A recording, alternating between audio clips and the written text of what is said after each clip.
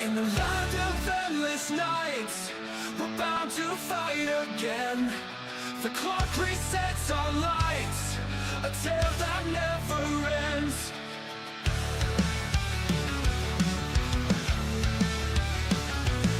Through the storms and fire's glare, we rise to face the fate. With courage in the air, forgetting yesterday. You've got time, all the time, to break the chains of fate. You've got time, all the time, to set the record straight. In every dawn we see a chance to try once more. With hearts unbound and free, we open every door. In the quest that never cease, we know what we must do. We're spirit seeking peace, the reckless will be true.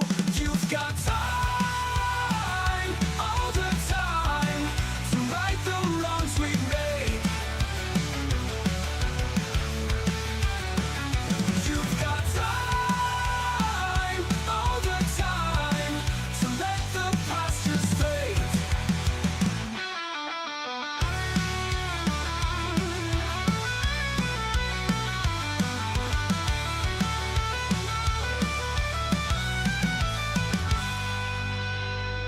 You've got time, all the time, to break the chains of fate.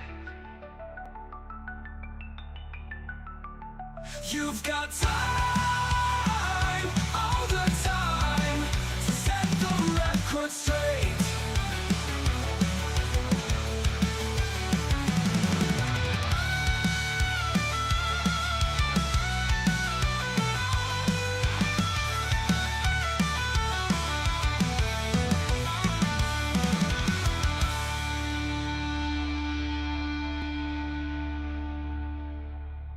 This party might die tonight. Okay. Well, hello, everybody. Welcome to It's a Long Story, a place where we roll dice, we tell stories, and by golly, we create magic. We are here with our lovely crew from the Wreckless. Everybody take a look at your camera, wave, and say hi. Hi. Buongiorno. Hello. DiGiorno. DiGiorno. Okay. Welcome, everybody. For those that have no idea what the hey this is, hi, we are a D&D live stream that runs every Monday, Tuesday, Wednesday, and Friday. Having 4 parties for now. This is the last time I'm going to say that for this session, for this campaign. Living in the same homebrew world, unless I mess it up. We'll see. Living in the same homebrew world, the wonderful, beautiful world of Astera. So if this is your first time joining us, welcome. We hope you have fun. Usually we have a slew of announcements of things that are upcoming and all that stuff. Honestly, because of all the prep of stuff that's upcoming, we actually don't have a lot of announcements. We had finished... we finished our Humblewood thing for our summer. It is no longer summer. I'm so sorry, gang. We're all back to school, or the proverbial. I don't know. Summer's over. But we are very excited. This is the week. This is it. This is the week where the Brasslight campaign is officially starting. So for those that don't know, the land of Abervar is now open starting on Thursday nights for our Brasslight steampunk western steampunkin. It's almost October. Steampunkin pumpkin campaign in a new brand new land, the land of Abervar. Still existing in the same world where I may exist, just a little bit further out east and acting a little further like west. So there's guns, there's trains, there's political intrigue, there's all sorts of stuff. There's giant like soldier ant-like creatures called emberbacks. There's the Umber, which is the vast desert that is between the northern lands of Abervar and the free cities in the south. Super excited to get going on that. Session 1 will be starting this Thursday at 8 p.m. Eastern Standard Time. So if you are watching, if you are around, check it out. It's going to be awesome. Sarah is going to be there. Sarah is in our Thursday campaign, as well as a slew of others from other campaigns. We have Kiki from Unearthed Arcanum. We have Matt from New Moon. And we also have a bunch of our friends that are joining us for the first time from the Humblewood sessions. So super excited to get that underway. It's going to be awesome. I have been working my booty off trying to get stuff ready for it. So there will be trains. Also, as I have... What? I said choo-choo. Choo-choo, baby. Choo-choo, good sir. Choo-choo. And a choo-choo to you as well. Yeah, can you tell? We're excited. So this is the last Q&A for forever for this group, for the Abervar. No one ever asked me questions ever again about Abervar, ever, after this. This is it. This is the last one. So yeah, you guys ready? 3, 2, 1, go! How does the news come from the south to the north? How does the news come from the south to the north? Like, vice versa, do we have newspapers, and how long does it take for the news to get from both sides? Just for the record, we're going to allow one other person to be able to ask a question because Sarah is in the campaign, first off. But I will answer that question anyways. Yeah, there is a newspaper system that is designed to be able to kind of get news traveling back and forth. We've also talked about the idea of getting some sort of telegraph system in place as well, which is probably how that would be working for the distances between the north and the south. So good question. I will allow one more. How are the brass forts treated? Like, are they, are they considered like full people by the other people there, or is it sort of like Oh, the Brassborn. Yeah, sorry, the Brassborn. Gotcha. Yeah. Cool. Yeah, the Brassborn. So that is our name for our name for the future sort of steampunk sort of style Warforged. Given a better sort of cleaner, nicer name to be able to hide from the idea of like even the concept of war. I mean, why do we have to worry about that? It's fine. How are the Brassborn treated? Not great. I'd say only a little bit of a step above being automatons. I'd say by like maybe not the general population, but the sort of higher ups of that. For those that are given those automatons that are given sentience and a heart of brass, it is very easy to still look at them as the same sort of robot-like creatures that they have that does not have. Oh, but there are both. There are both. Yes, there are. Oh, nice. You got a sort of droid situation going on. Sentience and rights and sweet. There are absolutely Jeff? both. Yes. Just because of what you said and for my show and tell today. Oh, nice. Oh, I love it. Did you make that? It looks like a... No, oh. this is an actual thing that I got from a relative who sweet. passed away. It is a Oh, fully that's functioning That's one. super cool. That's great. Yeah. Did you learn how to be able to do the whole Morse code thing? I knew how to do the alphabet. I know a little bit of it still. We're Same. And they Word know about to- our show and tell. No show and tell for you. You should have Drew, fun you didn't again. bring anything in for show and tell? Oh, Unbelievable. actually, I did. Hold on. Yeah, I figured you would. Is this it? Oh, no, hold on. Hold on. All right. Well, we're still in the announcement section, so let's get through that first. All right, cool. So that's Abervar. Super excited about that. Nice. Is it a calendar? What is it? What do you show me? Space Jammers? Oh, Album artwork? I don't Is it know. an album? I think it's the You're DM muted. screen. Or we're not hearing you. Oh, maybe a DM screen. It's That's cool. awesome. I just don't know what it is. We can't hear Just you use your at all. voice. All good. Oh, cool. it's Yeah, oh, I knew nice. it. Oh, that's a sweet. Oh, sweet little. That's record. super cool. Yeah. I'm still curious. Who would it? Is this D&D music?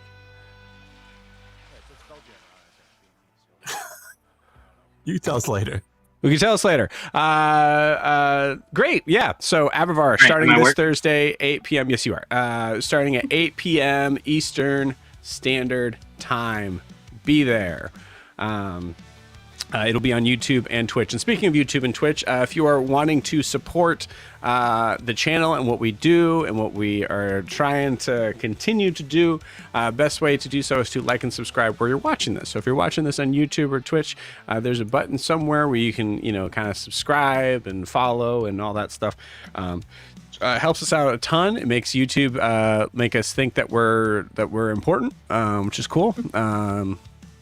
But also allows us to be able to kind of do some, will hopefully be able to allow us to do some kind of cool stuff in the future for that. So thank you in advance. That would help out a ton. Also, we do have an Instagram and TikTok. If you look down below right there, thank you, Drew, as always. It's a long story _TTRPG.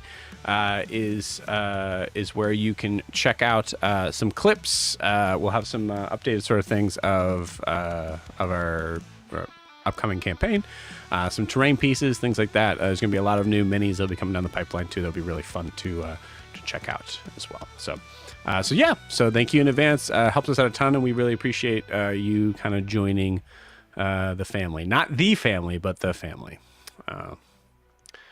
Yeah, and that I think is about.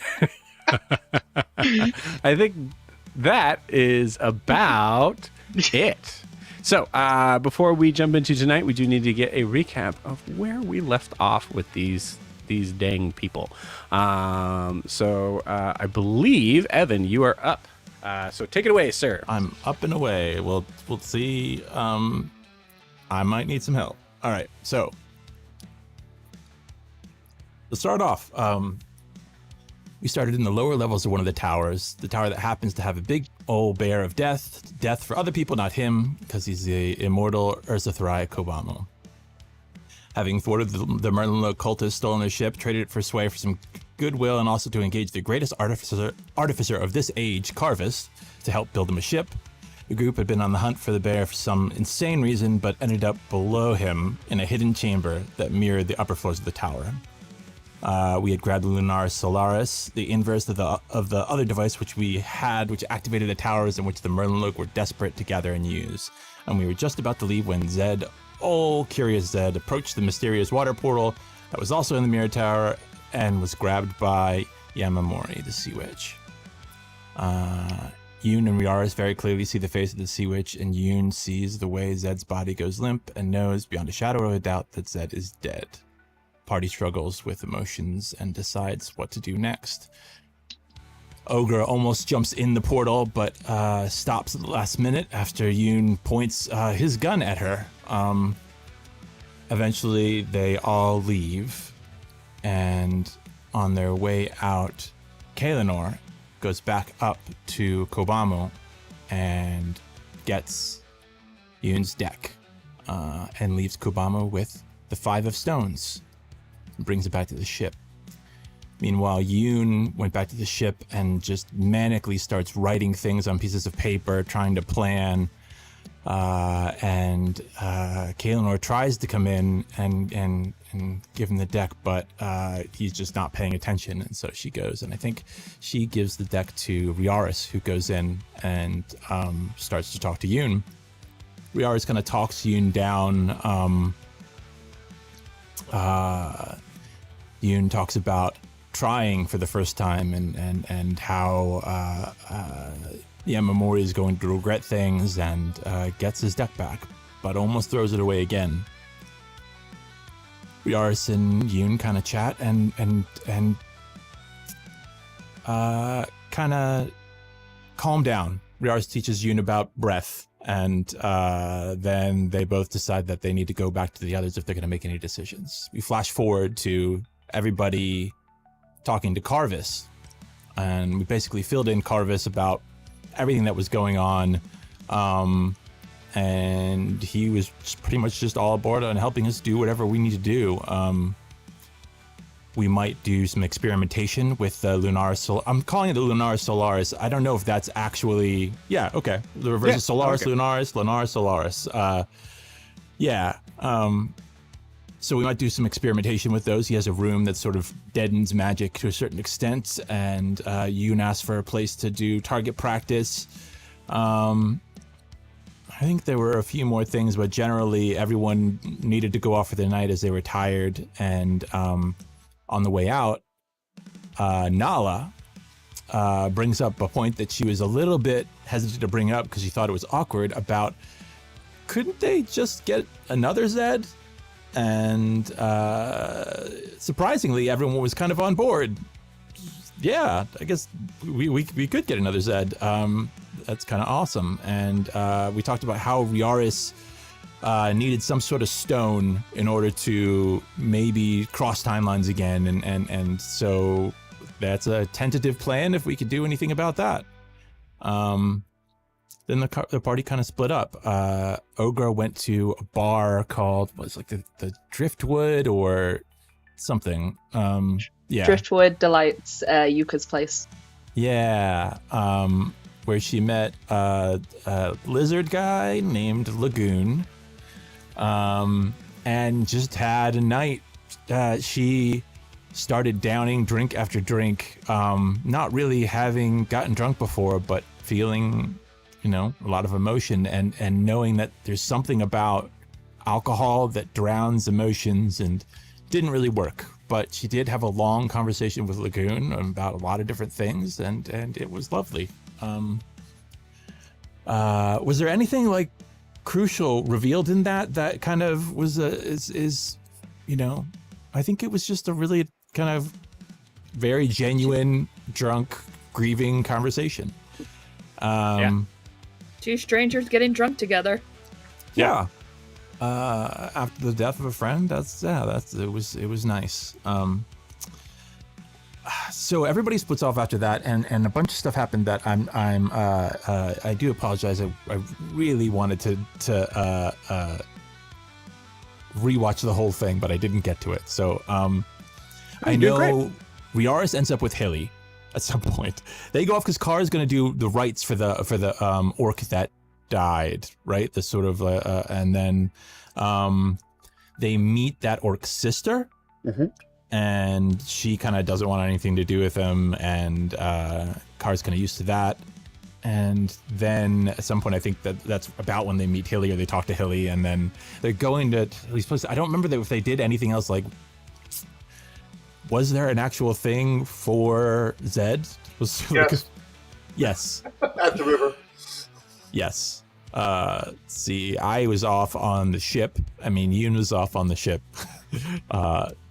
And not there. So I think I just they had like a memorial service for Zed at the river, and I don't remember exactly what was said, but I'm sure it was very moving. And Riaris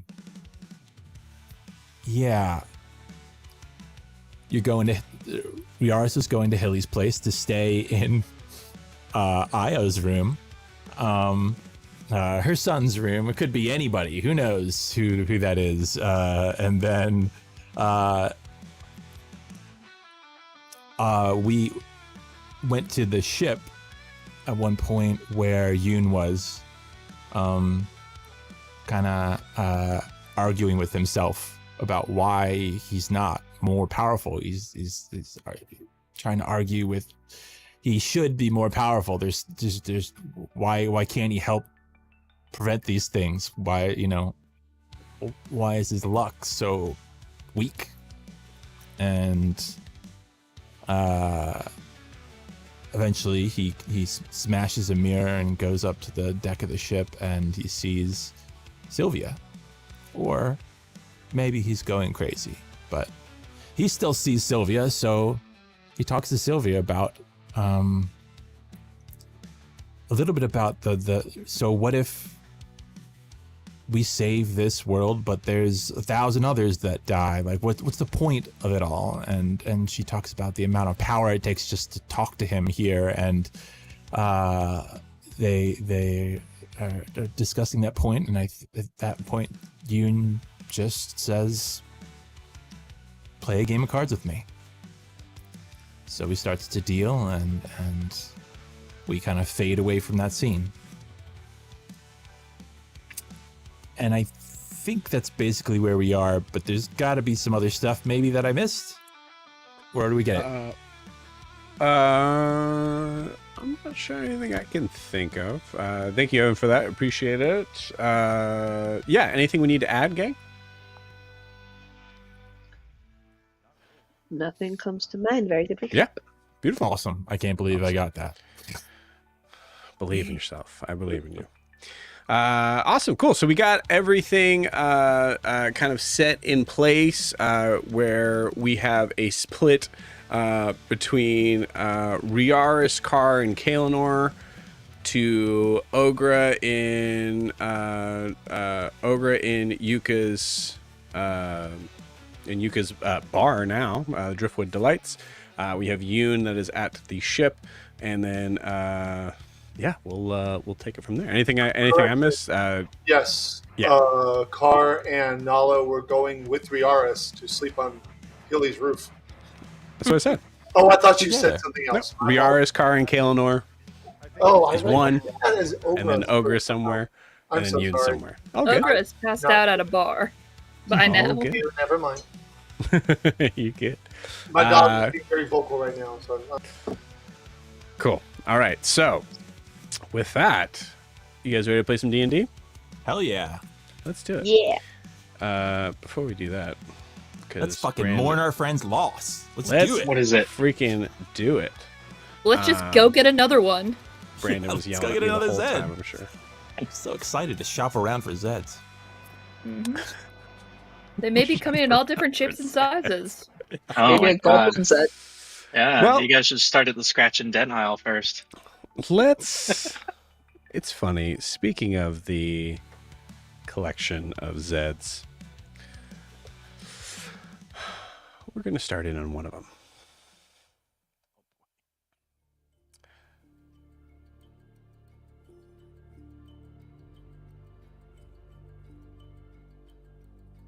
We hear the sound of a distant tide brushing up.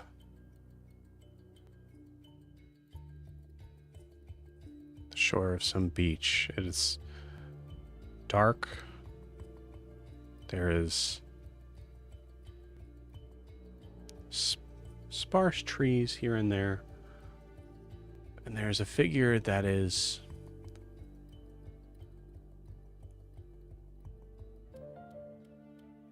sitting alone on the sand. It's so dark, it's hard to see specifics of his figure as we see him get up, start to walk towards something closer to the coastline.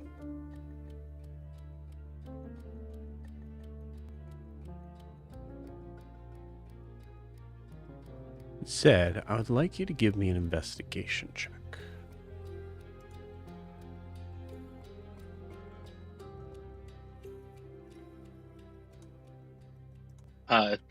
20. 20.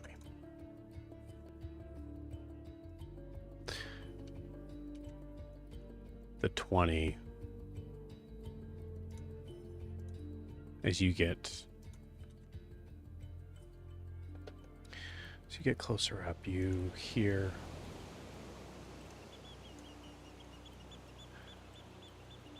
the sound of the waves kind of crashing in. And Zed, could you describe to me what you're checking in on? I'm checking in on. It's a hole deep down in the ground with some rocks lining around the edges, and I'm looking down into it.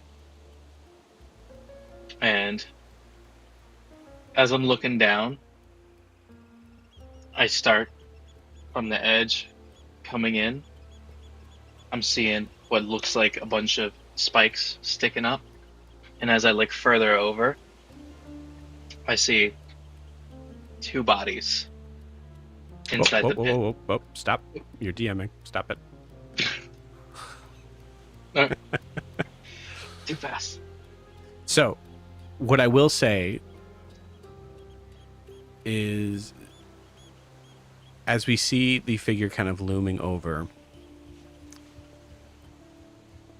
it's hard to see, Zed, what's down below in this hole. So I think instinctively you light a torch just to check in. And as you do, I would like you to describe this Zed to us. Well, it would be just like you would say your average looking Zed, except when you get a closer look, there's a couple differences. There's the torn ear that looked like it was put back together very badly. The scars across the eyes and the lip. And then there's something missing from the original Zed. That's a little brighter, that you could say. More of a fiery color that isn't on this Zed. And he's got darker eyes. In fact, one of them is much darker than the other. He's a little more tone. Less joy look in his face.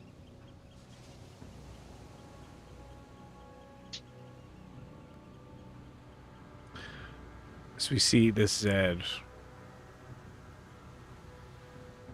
face hardened and just expressionless, as you light a torch. We look down and we see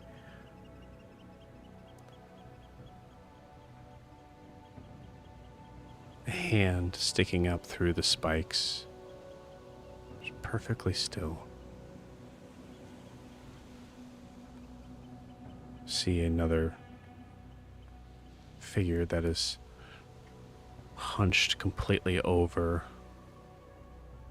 where the spikes had not completely pierced through. As we spend more time looking, we can see there's wet sand.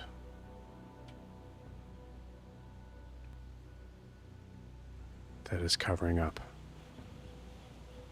body parts of other creatures that have fallen in here.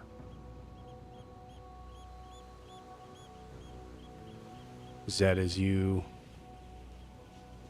hold the torch closer, you look specifically at the body that is resting over the spike. It seems to be driven in from the chest, but you're looking at it from the back going down. You see that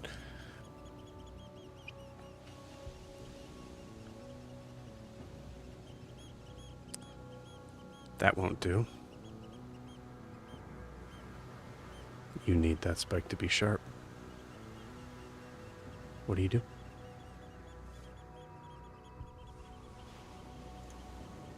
So I'm looking down.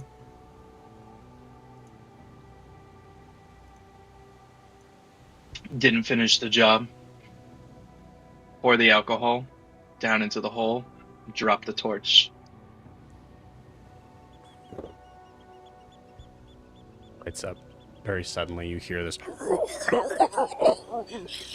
as you see the figure roll off from the side as the spear kind of pierces through, getting caught in between two of the ribs, and you hear this cracking sound as it reaches down as far as it can go to the little bit of water that is touching the ground as you see it from its fingers start to shrivel.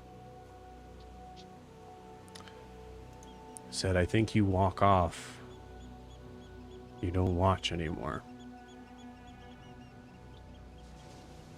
Where are you headed? I'm heading back to this little cave that I have further into the island. And I'm gonna refill up my cup.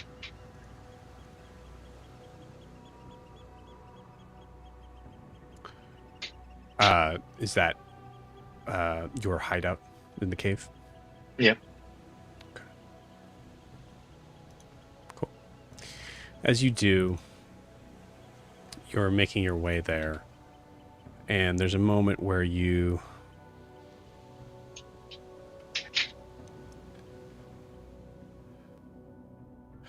stop suddenly as you hear the sounds of a crackling thunder. It's at first far off, but it catches up quickly as the sheet of rain makes its way over to the beach.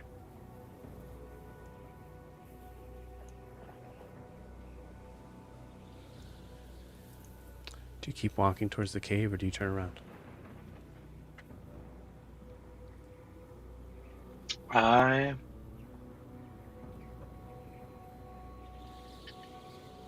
If it's raining on me, I'm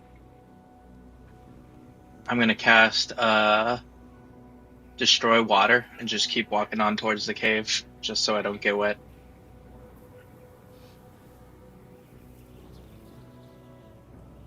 Pausing for a second, snapping your fingers, and all around you there's no orb or magical presence or anything. The water just stops.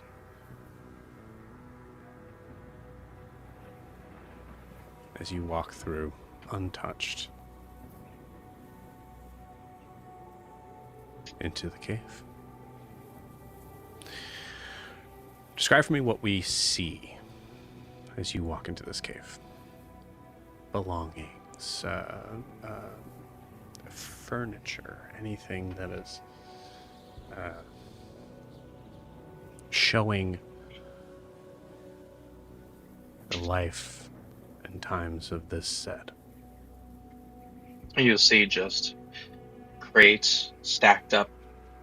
You'll see pieces of wood just scattered throughout, cans of empty food just left all around, bottles, just some utensils on what was a makeshift table.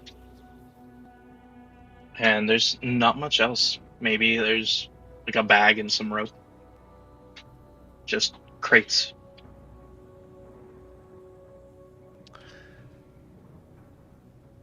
As you're walking through, you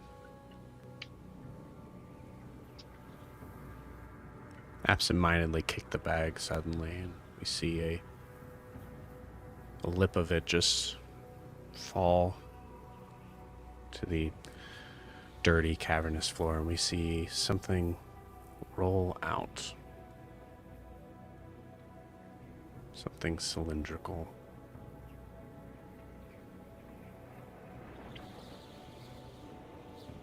Zed, you know what this is. As you pick it up, looking at the draconic serpentine, like decorative piece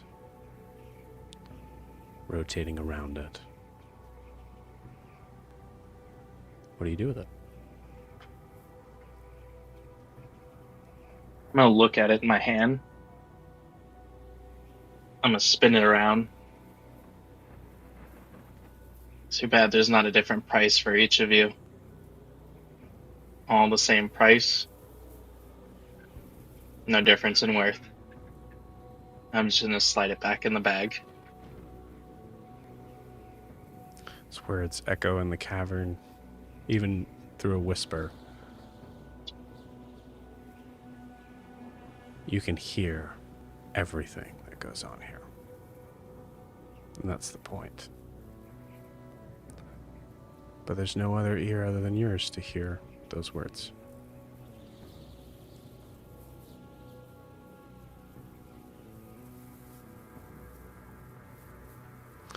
You fill your cup, but the rain's coming in.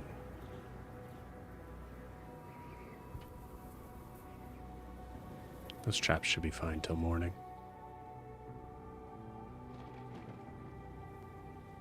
What do you do?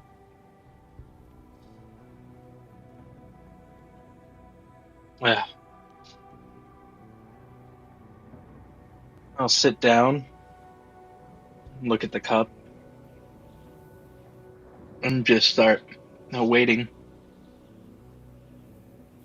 And thinking, waiting. Do you light a fire or anything? I probably have like a couple candles that I light, just so I have some light, so I don't have to see gray shades everywhere.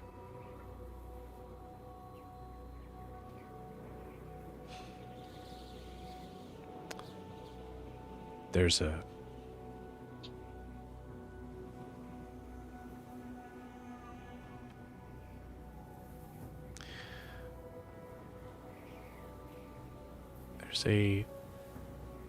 crate that is sitting up on end that you notice is a little bit lopsided.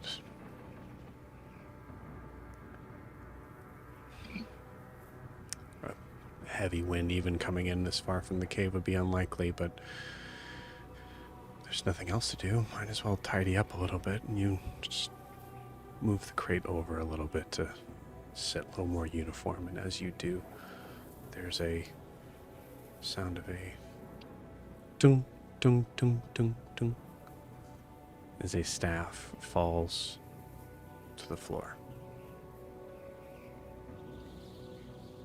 Very familiar looking staff.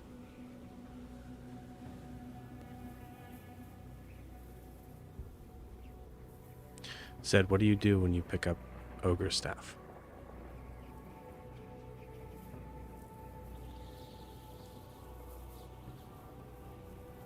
I'll look at it, swing it around a couple times.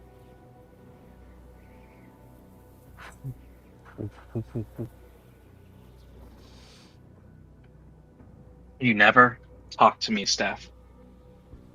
Nothing. Since. You just a regular stick.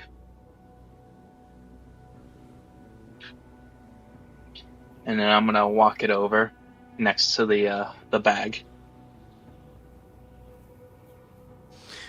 As you do, you hear this sound that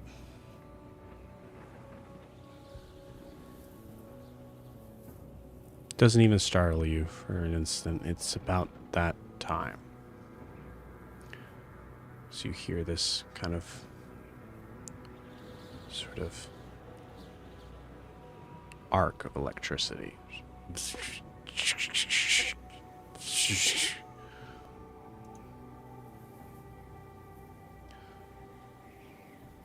Hello, Zed.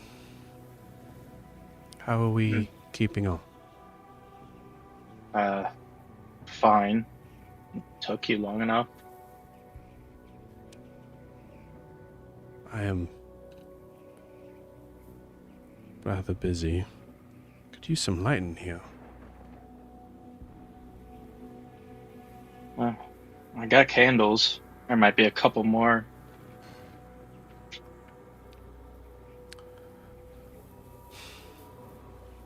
You see the figure looking around. A look in a mixture of traveling back and forth between disdain and worry.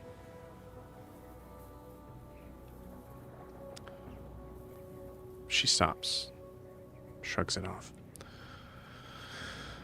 Do you have something for me? Yeah, I got a couple of them. They're in the bag over there next to the staff.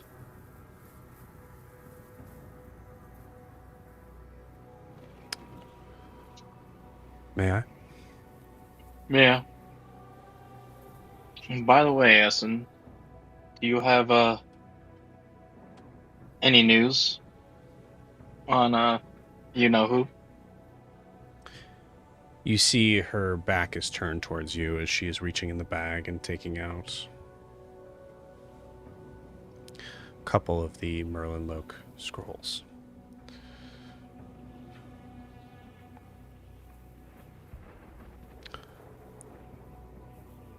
Her not facing you, but her face kind of facing the camera. Only 2 this time?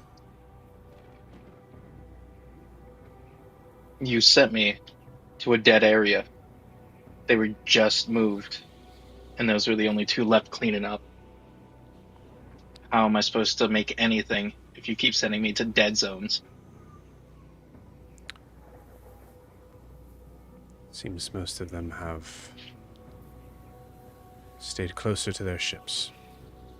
This will be fine. Thank you, Zed. The usual. And you see her put a small coin pouch on the table. She has notably ignored your question.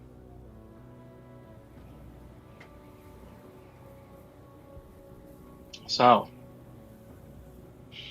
I guess that's another no on the info.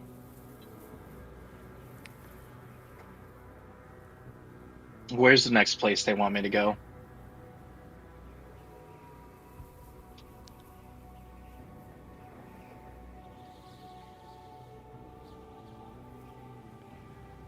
Zed, I'm going to be honest with you, as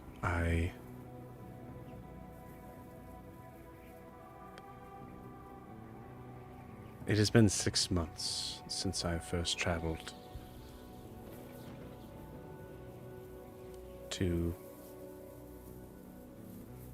ask you if there was something more you'd like to contribute with your time. I was told that you were good, and you have been.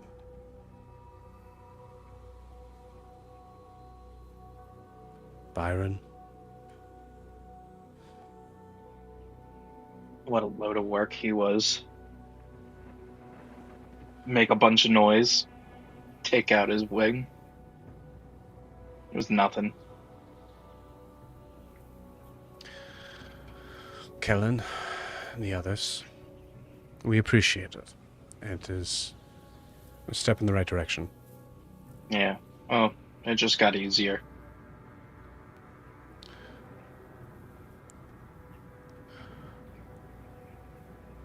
Perhaps it would be best if you... This is not just coming from me, but perhaps it would be best for you to take somewhat of a sabbatical.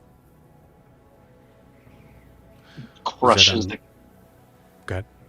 crushes the can immediately. Just alcohol flies straight out. What the fuck did you just say? You're not putting me on hold. You told me I was good. You sent me to dead zones. Nothing there. Zed, look at you. It's been 6 months, but it looks like I'm looking at a figure that has been in the war zone for 10 years. You need to take care of yourself. Oh, they need somebody to take them out before things get worse. In fact, I've been starting to enjoy it a little bit, and I don't want to stop.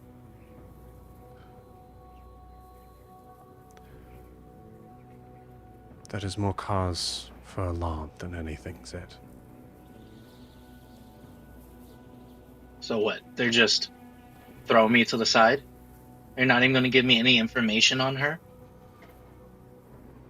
You know I can help take her down. But instead you send me on these little shopping sprees. Go get these little things for you. I've killed how many now? Hundreds?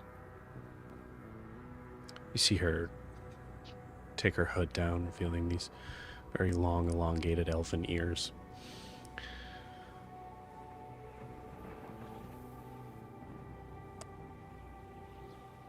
It's important for you to recognize that there is a difference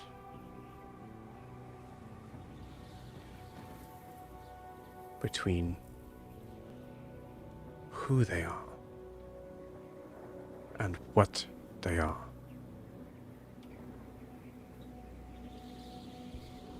And what they are, Zed, are you and me. No. And what they are is about as useful as those walkers out there. Nothing. Soulless. Useless. They're just cannon fodder. You just throw them away, grab new ones, replace them, reduce, reuse. This has come from on high. So Oh, I apologize that it is not connecting to your recent bloodthirst. I suggest you find a way to be able to handle that healthily. Or else the Order of the Azure might not be able to use you in the future. well, whatever. I got plenty of walkers coming up. They'll keep me busy. By the way, did they send you with like a charge? Because I'm pretty much out.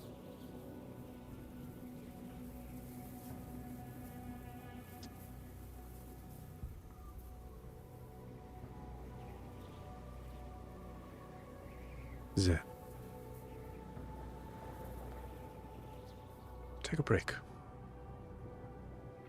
Please.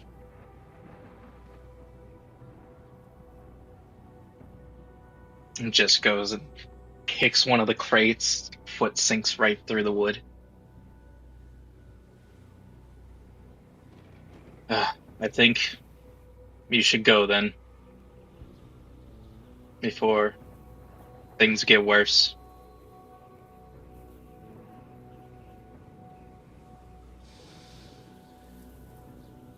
Very well. You will see me again at the normal time.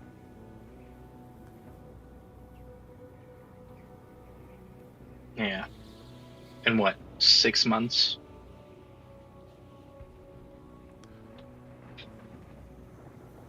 Two months, said. Every Every 2 months. 2 months. You expect me to take a vacation for 2 months? People can barely deal with a week. They make me sound like I have an addiction, and now you're throwing me out for 2 months.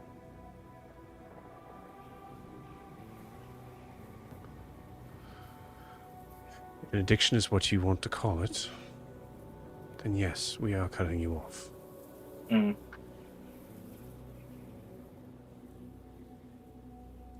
And that will be longer if we feel that you are not in control.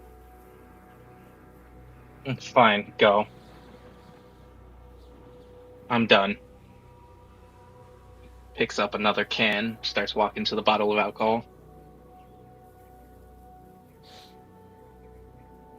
You see, as you reach for the alcohol, she moves her hand and the alcohol kind of moves a little bit out.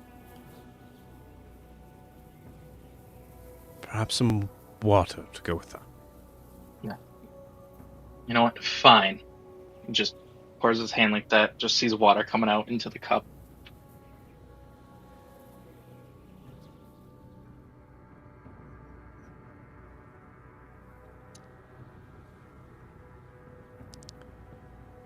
Stem the tide, said. Hmm.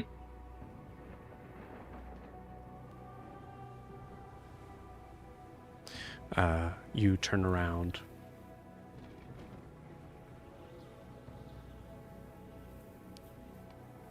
And all you hear is the same.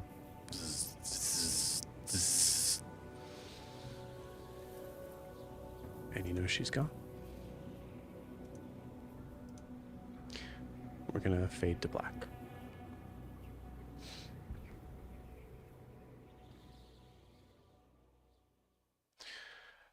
Meanwhile,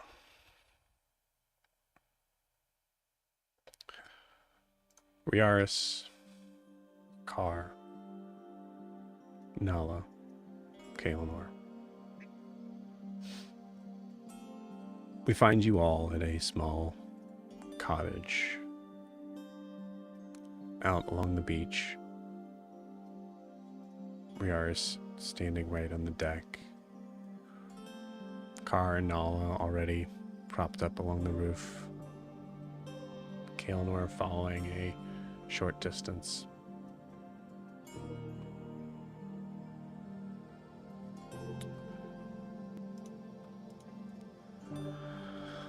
Well, it's not much, but feel free to make yourself out. Are your friends staying up there?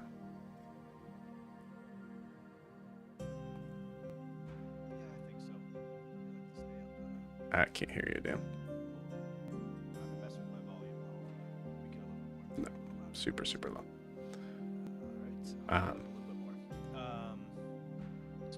Yes, I think. Is it just me, guys? Are you guys able to hear him okay? No, I can't hear me. It's Dude. low. It kind of either sounds like he's coming through a different mic than the one near his mouth, or It's just super quiet. really It's low. really low. Is it a little louder now? No. Super, super, super low. It's weird because the mic's showing like you are coming in fine, but that's why I asked everybody. Like you're really far away. Almost. Well, Dan is working that out. Carr, you're on the roof with Nala. Yes.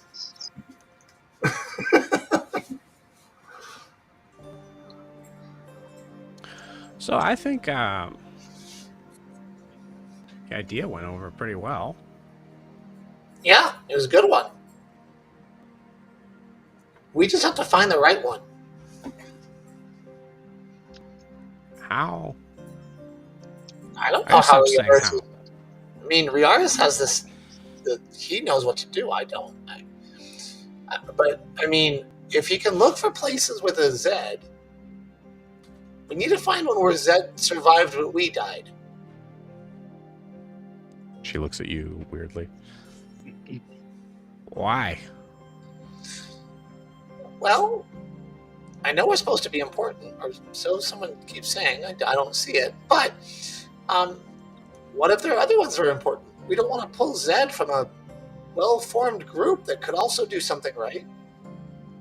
We want to pull Z from somewhere where they already messed up. Oh, God, Car. You having a concept of temporal responsibility. Is that wrong? No, I guess not. I just... If you were to say that we were to take Zed from another place that has us, wouldn't that be something that would have happened anyway on there? Is that how that... I don't know, but I don't want to mess with it if it's not.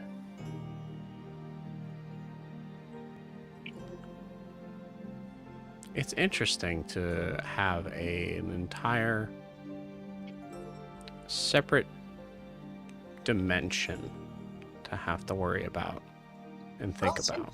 Seems like we might be responsible for all of them that we're touching, no? I mean, if I walk into a city and I do something, I'm responsible for what I've done. So if I walk into their timeline and I do something, am I not responsible for that too? What if you were supposed to...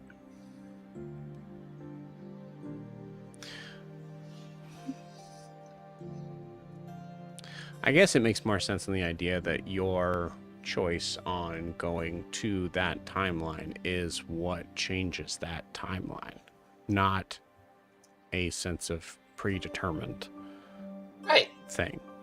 So if we're going to go to one, we got to go to the right one.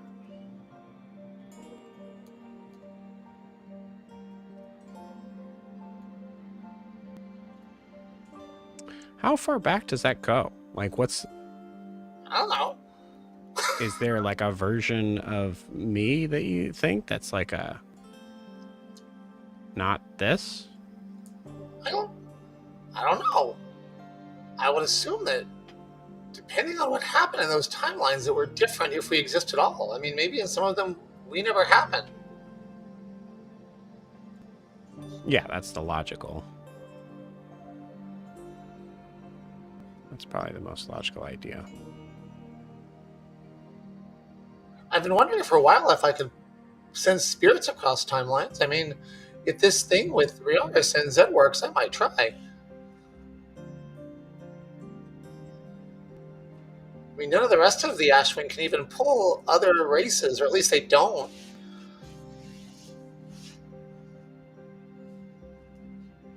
What? I'm sorry. My brain just started doing the math of what is the likelihood of all of us being born around the same time. Yeah, it's pretty unlikely, I imagine. I don't do the math on that. It's astronomical. Well, so there you go. But if you think about it, if there's an infinite number of timelines, then there kind of has to be an infinite number where we're all born at the same time, no? Because part of infinity is just infinity.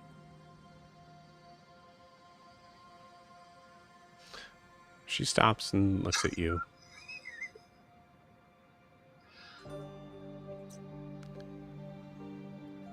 I knew there was something I liked about you. Car throws his head back and laughs. Oh, good. I'm glad you finally found it. And she kind of like nuzzles into your neck, and there's a certain point where at like this point you recognize that like sometimes if she's, I think like you find the certain spot like maybe like closer to a beak where it's like a little too hot, so you have to like kind of maneuver her head away. Beautiful. Dan, you want to do a mic check? Yeah, testing 1, 2, 3. Nope. Nope. still crazy far away. Did the settings somehow change? Like, I don't know. because sometimes my computer will reset. Oh, you're talking. Yeah, it sounds like it's a computer thing because I can hear you at a normal. I hear you speaking at a normal gain, but not a normal volume. Is that any better? No, I don't know. I tested on a couple different things and it sounded fine on my end. So I'm just gonna back out and come back in. Yeah, keep trying. Meantime, Kaelanor. So you are, I think for Kaelanor, she's probably like dragging behind a little bit. What's on Kaelanor's mind?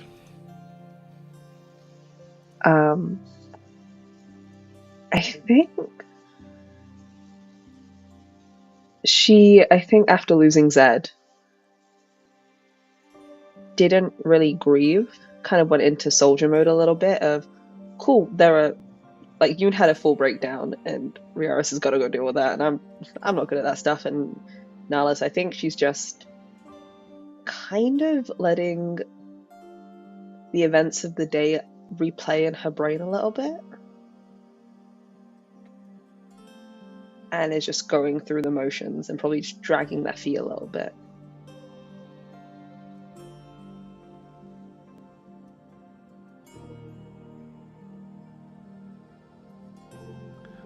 Kaelanor, roll me a religion check.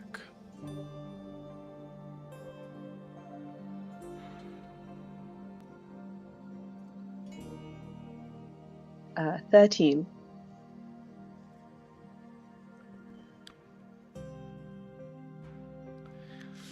Kaelanor, I think it's been sitting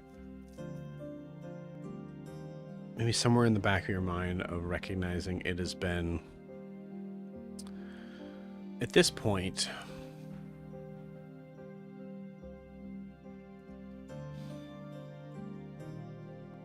a little over 24 hours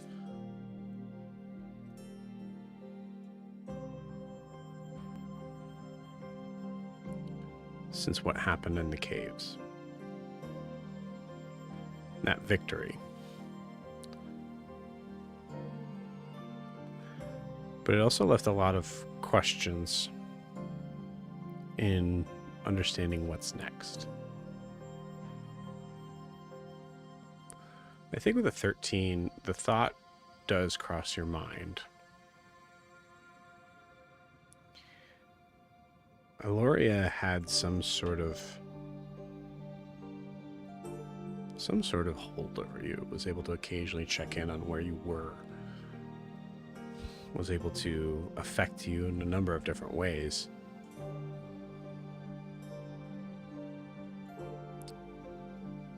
So why hasn't she? Has something broken? Has the game plan changed?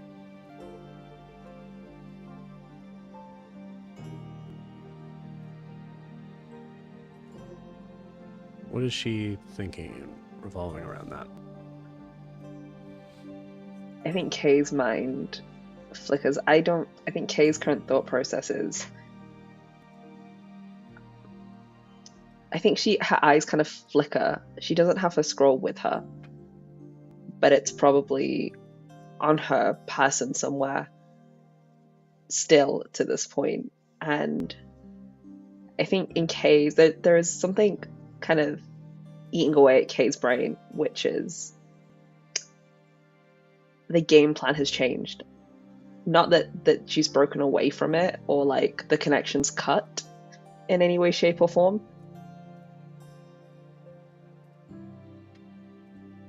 I think the brain thoughts are a little bit like, it's only a matter of time till she reaches out to me. And she finds something and she knows I have it. So how can I break this connection or use it to my advantage, where I can spy on her, but not her on me? But I think Kay quickly washes that thought away of, there's still that power of authority. Like Kay's like, oh, I can't do that. I'm not that powerful yet, or I don't have that authority. All I've been good at is, unfortunately, murdering things and killing people and trying to protect my friends, and I can't break this one connection. So it's not in my wheelhouse of magic. But it could be in someone else's. Keonor, as you think about that, you're suddenly aware that you stopped moving. You were standing about maybe 15 feet from the porch of this cottage. And you're staring up at the moon.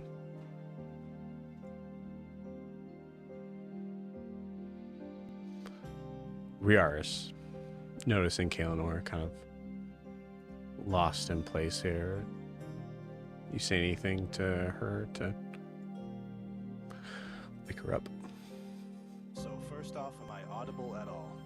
Can you hear me at all? No? So no, I do not say anything. Okay. Because I can, yeah, I can hear you if I turn you all the way up, but I'm sure the stream can't. It's just a little better. God. Ow. yeah, I have no idea what has happened. I do not know. Try getting closer to the computer. Maybe it's the It's not that. laptop. Nope, It should it's not be that. on my laptop. I don't Nope. know. Yeah, I don't know. I guess something Yeah, funny going it sounds. on. Yeah. It's so. Just for the record, it sounds like your headset mic is working. So it sounds like Yeah. it's coming from your headset. The tone, everything sounds exactly the same. It's like there's something on your computer that has been turned down, input volume wise. The input volume's at 100 right now, so I'm not sure. So yeah, I don't know. Okay. We'll have to just do a reboot here and figure it out. So Yeah. give me a couple minutes. Sorry. Yeah, you're totally fine. We'll say, for the record, Kaelinor, Riaris does say to you, like, Kaelinor, you coming? Yeah, I'll be there in a second. And I think she's staring at the moon a little bit longer than she needs to be. And she files away a thought and then probably follows in, probably a minute or two into Hillie's place. Got it.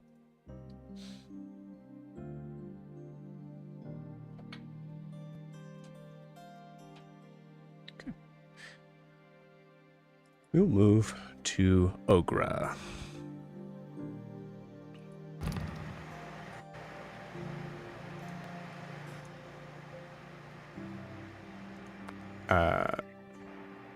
Ogre, give me a mic check. Give me a test. Test. Okay. All right. Cool. Yeah. So, Ogre, you are at the bar at Driftwood Delights. As at this point, Lagoon has probably called it a night. We'll roleplay. Well, it's been lovely chatting. It's been lovely chatting with you and teaching you to use a glass instead of a bottle. You always uses a bottle, so Ogre thought you used the bottle. You always use the bottle, dear. That's No, you always uses the you'll bottle. always use the bottle. Wait, Well- wait. Ogre has another joke she just thought of. All right, hit me. One for the road. Why do seagulls only fly by the sea? Because if they flew by the bay, they'd be called bagels. Very,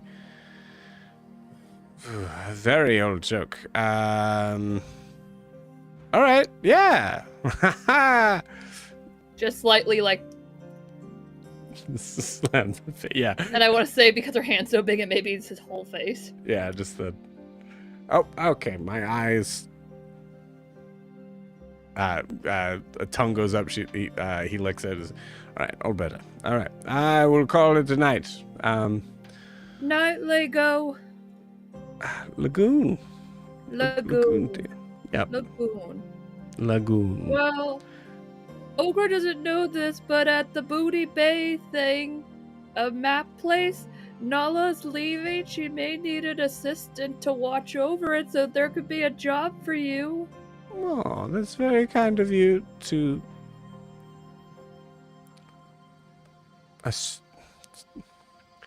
assume I need a job. It's Well, you very said your job with the other bar burnt down.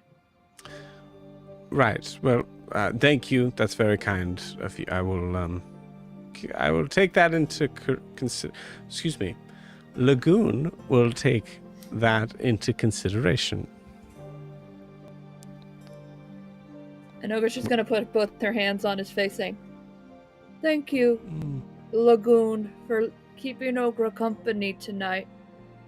It was very much appreciated. Now, if you excuse Ogre, she's going to go outside and throw up." All right. Well, we are outside. And you see Ogre, you walk off and you go and you just like kind of like puke only a few yards away because this is all outside.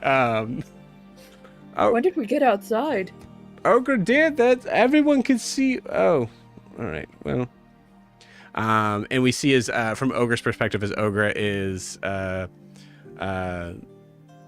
or sorry, from Lagoon's perspective, as we see Ogre kind of throwing up in the background, we see a figure kind of move into view, almost kind of block the cameras. Lagoon goes, all right, well,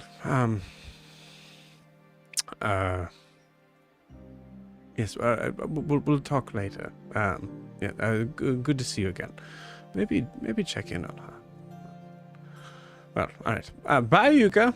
You see the large tree just kind of like moves a branch back and forth a little bit as you see Lagoon kind of walk off camera, and another figure come walking over to Ogre as Ogre is making the worst sounds ever. Jeez, it's way too accurate.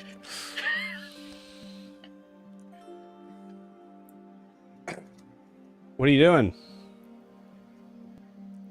You good? Ogre looks up, does the... wipes her chin a little.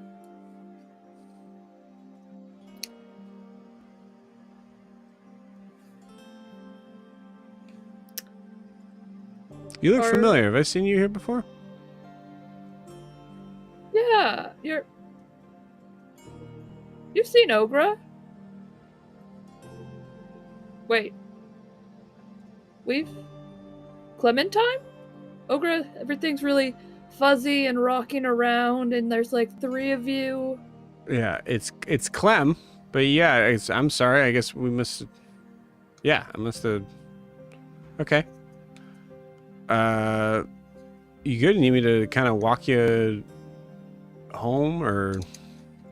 We've met before. Like, Ogre wasn't covered in, like, Ogre was shocked they let her into the bar because she's covered in blood and has these giant manacles. All right, why don't I take you home? Yep, why don't I take you home? Ogre doesn't live here, and our boat isn't done yet.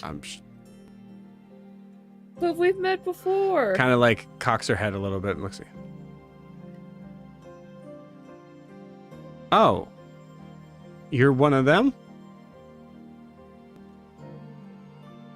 One of who? You're with I don't know what story to believe. You stole a Merlin Loke ship. Yes. Gotcha. Well, hey, good job. Sounds pretty dangerous. Why don't I bring you back to, I believe you have you still have your old ship, right? Isn't that what I heard?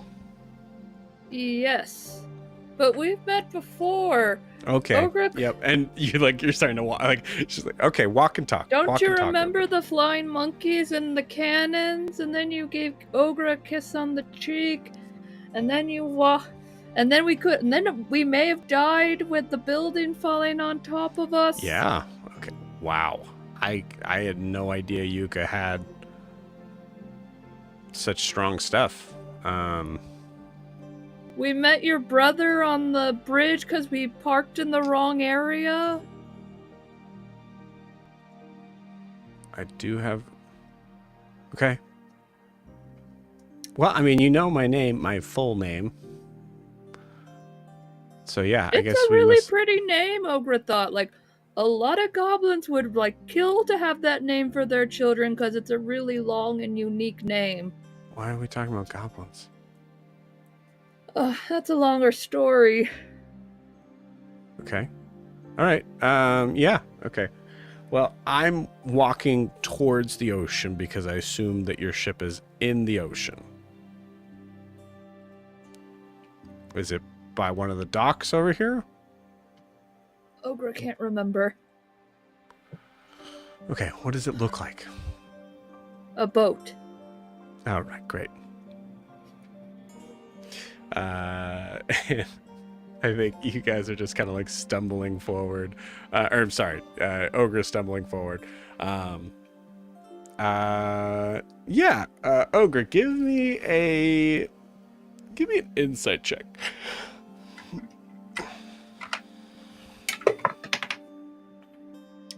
That is a 9. Wait, insight. Let me add my stuff. That is a 22. Ooh. Beautiful. I think it takes you a little longer than it probably would if you weren't inebriated. But you recognize that, like, Clem started the conversation of, like, you look familiar.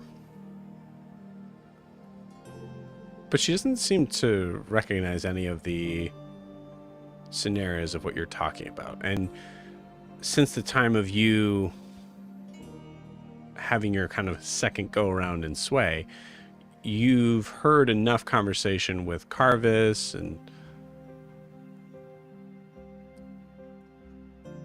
I think there's a start of like, oh, I'm kind of starting over with this person.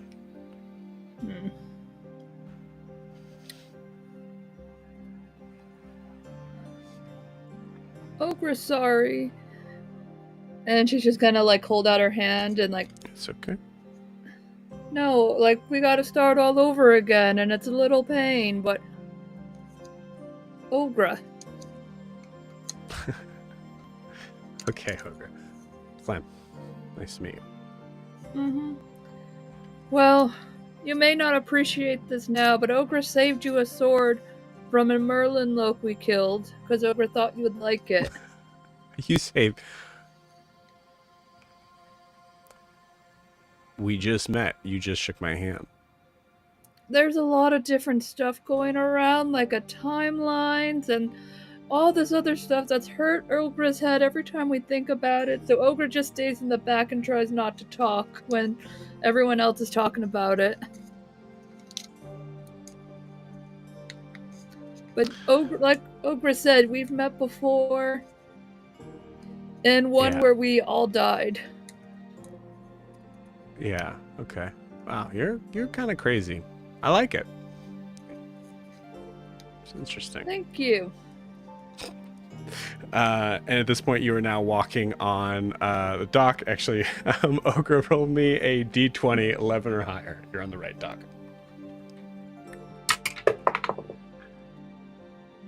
Oh shit, it's a 19 again.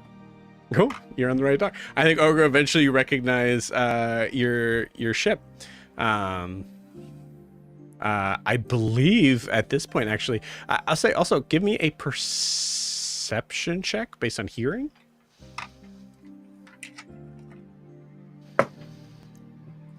I am not making this up. That's another 19, but perception is another 22. 22. Okay, cool. So I'll give you this. Ogre is not really sure what's what now, as you're a little drunk. You're pretty sure you hear Yoon's voice as if he's talking to somebody. But you're now kind of like nearing the boat. I'd say you're about like 15 feet away from like the beginning of like where the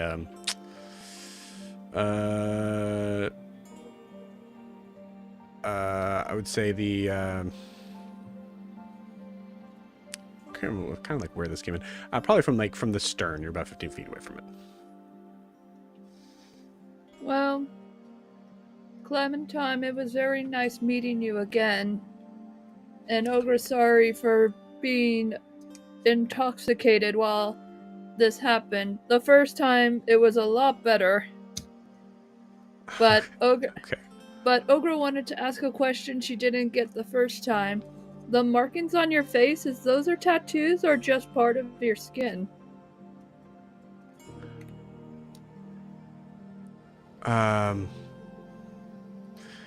Yeah, they're just, I mean, I kind of put them on every day. It was just sort of, our parents kind of did the same thing. It just kind of stuck with me. Well, Ogre thinks it makes your eyes really pretty. Just wanted to say. Oh, thank you, Ogre. That's very sweet. I think your pink hair is very loud. Pink. Yeah.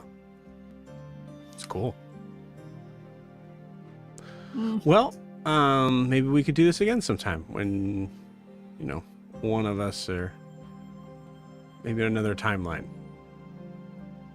Hopefully not. Ogre doesn't want to do this another 2 weeks. Oh, okay. But Ogre does want to see you again, maybe tomorrow, if we're still here. She goes, all right. Okay. Sounds good, Ogre. Have a good night. You good to get up there? Uh-huh. And Ogre's just gonna yell, Yoon! Yoon! You hear another distant boat just go, shut up! Don't tell Ogre what to do! Yeah, shut the fuck up, Paul.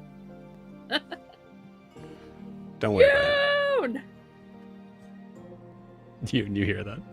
Obviously.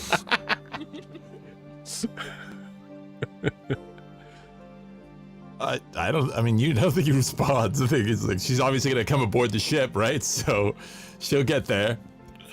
Yeah. He's on the deck. So yeah, I mean, he's Right. not- I think there, like, if you, there's a moment that if Yoon were to look over, you would see that Ogre is having a little trouble walking completely straight.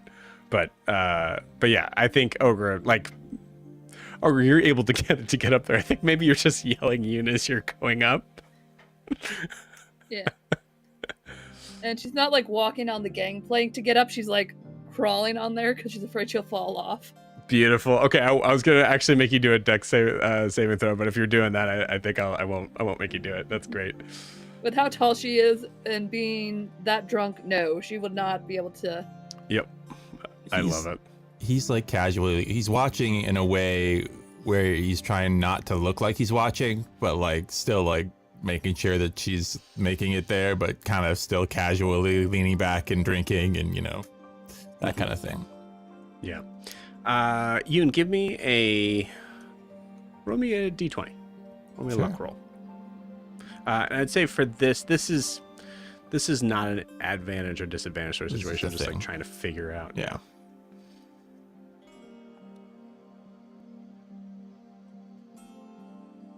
16.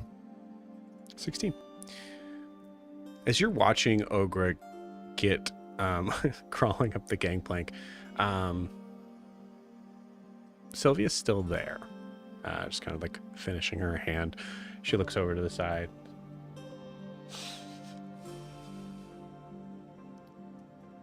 You know what's gonna happen, right? As soon as she gets on deck.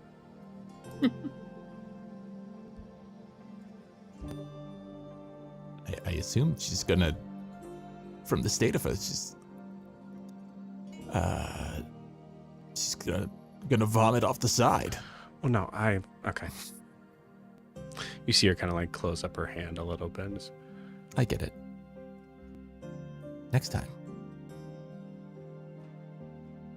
I was gonna win that hand though. lays out her hand. No, you weren't. Oh, I'm supposed to be the lucky one.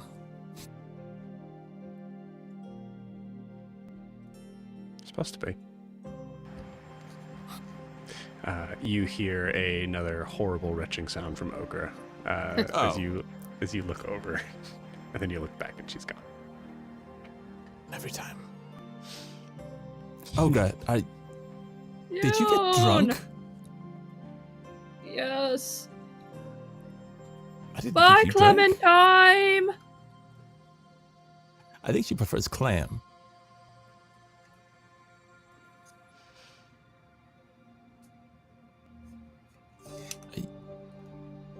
Do you need let me get you some water. I think you need some. If it's the first time, you need to get like a full glass of water before you go to sleep, and Do you have what? those little bugs called Tylenol to eat as well? Nope. I have Putting the hammer down. Nope.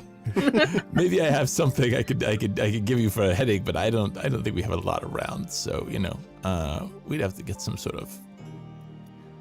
Back home, they do make these little pills, but it's like this big. It's large. It's just sort of wrapped in this sort of like I don't know, soft material, but it's hard to swallow. It's a hard pill to swallow. It's a hard pill to swallow. Yes.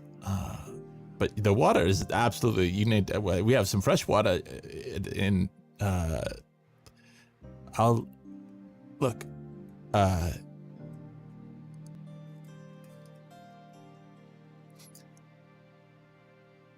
You wait here, and if you need to throw up, remember the off the side of the ship is better. This is still technically Zed's ship. Do I I'll go see get you like some more. Yoon holding a bottle or something? He's got a bottle too. Yeah. I think Yoon? maybe he doesn't have it in his hand at the time, but like as he's walking away to like go grab the water, he probably just grabs it off the deck of the ship. Yoon, have you been drinking too? A bit. Do It's you not feel really, any better? No. But sometimes you're not supposed to feel better. Not yet. Just if you avoid feeling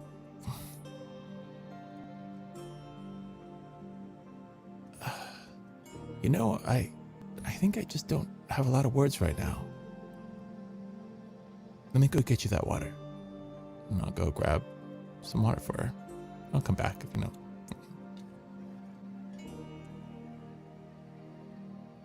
Or when Yoon comes back.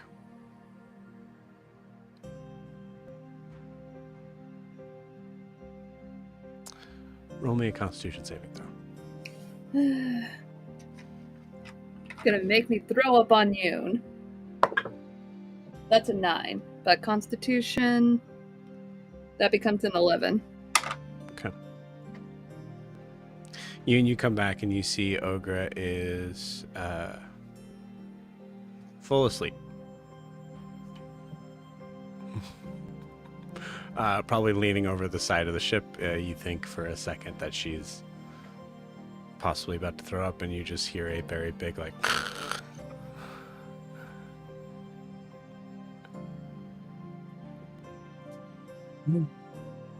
Well, I can't move her.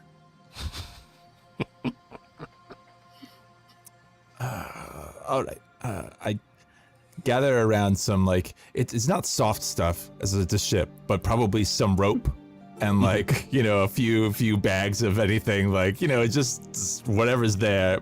Put it kind of behind her and then just try to lean her back from off the ship back onto it. So that, because I can't, again, like the best I can do is flop her down onto that thing. And then I think I just sort of, what I had brought back is 2 tin cans full of water. And I think I just put one down next to her and kind of tap it. Just say, to Zed. And then down a glass of slightly bean-flavored water. Beautiful. We fade to black. Dan, you want to do a test? Yeah, test. Anything different? Still no that. I think it might be, again, slightly better. I can hear you. Like, Yeah. I can make out your words, but it's I've just... tested Easy it to in hear different you. programs and it sounds fine, but I have no idea. So I will try to speak loud. I don't know. And I don't have other headsets. My cats have chewed through all the other ones. Sorry. Oh, good. A good microphone is the one I just got that I Yeah, cannot good tell you. pitch. This is how it works, right? Yeah. Auto gain control on. It is on, yes. Yep. You want to try to take it off? Sure.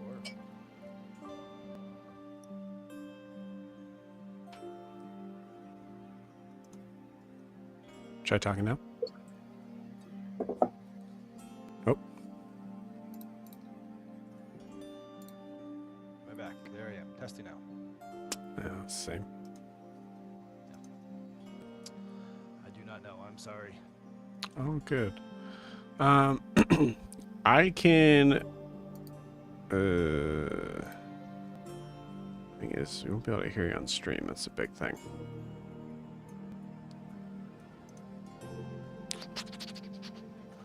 By the way, do you use sonar? Or you... No, I've never really used anything for It has sort of like, you can push past what your volume is. Oh my I mean, this- gosh. Oh my gosh. Try it now. Try talking now. I changed the setting on my end. There you How go. about now? There we go. There it is. Sweet. Dan, I can't believe you did that. So magic. Right. I'm Zed really. this time. Dan, I'm so sorry. I don't know. Okay. Am I too loud now? Should I turn down? No, Am you're I- fine. Okay. Yeah, you're good. You're How good. did I not check that?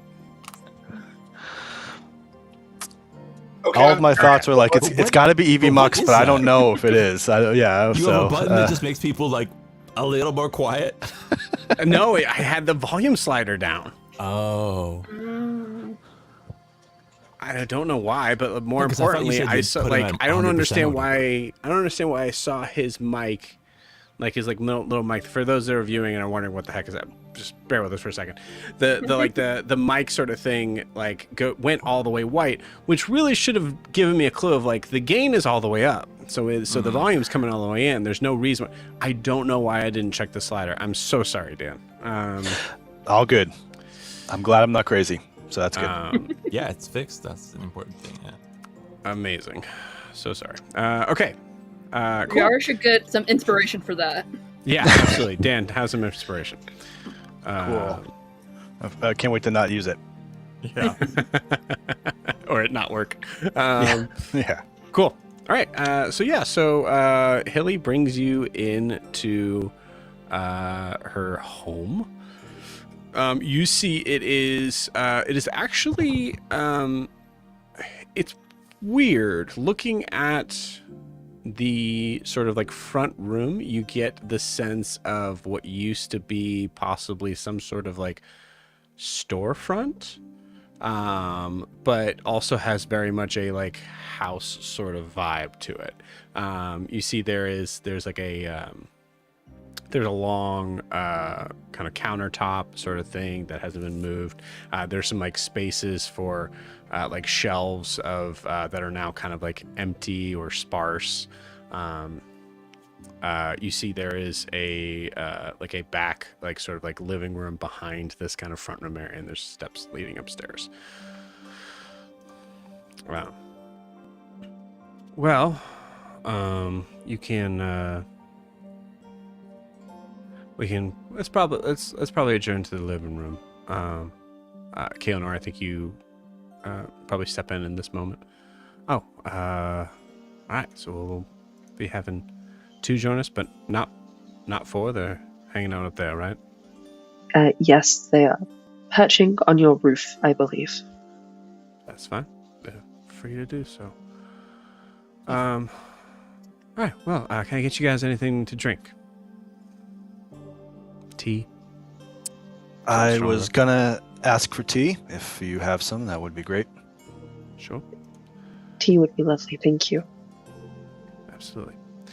Go ahead and get yourself situated. Sorry, there's only one couch, but I can bring over a chair or something. But you know what? Let me get that tea first. Goes off.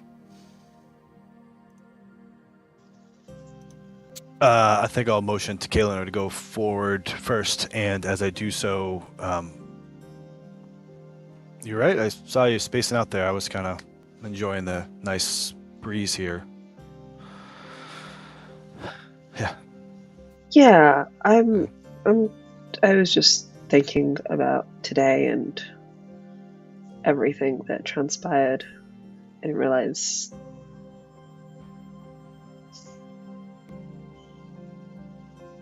Yeah, a lot happened. Been a long day.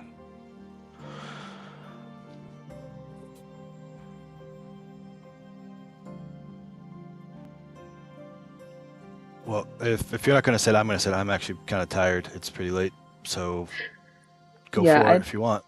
No, I'd rather stand. Great. Thank you. I think Kay kind of like, if there's a little window on awning, just kind of has a little eye on outside, just like half an eye out, half inside. Just they know they're safe, but it's like just in case. Beautiful. Yeah, you look outside. You don't see anything other than the moon and the tide coming in. I'd say even from your vantage point here, a small kind of like blip in the distance. You do see the docks. Riaris, I need a Constitution saving throw as you sit on the couch. What? Okay. Hey, I myself have thrown my back out sitting on a couch. It is a dangerous thing. Con save 15. 15. Okay, cool. 15 is enough to just deal with some steady coughs as you go and sit, and immediately there is a puff of dust that seems to shoot out sand, dust, what have you, that just like just kind of goes in as this looks like this has not been used in some time.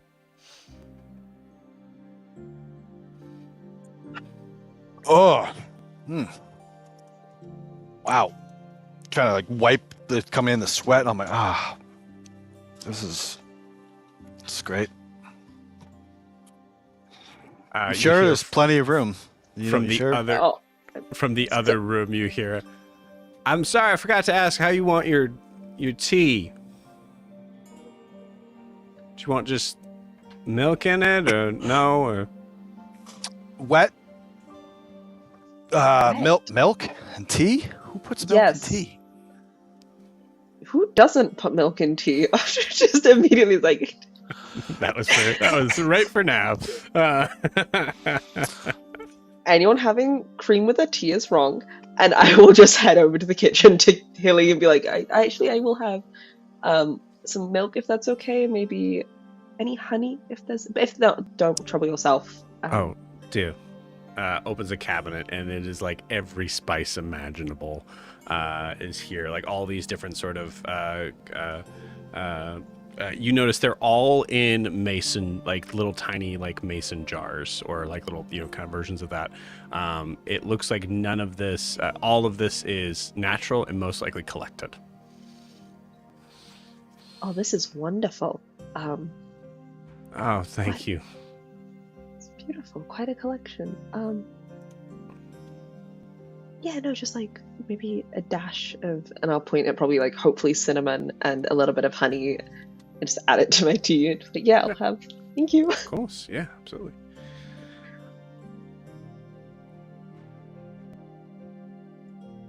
There's a awkward moment as she's doing that, and she looks at you.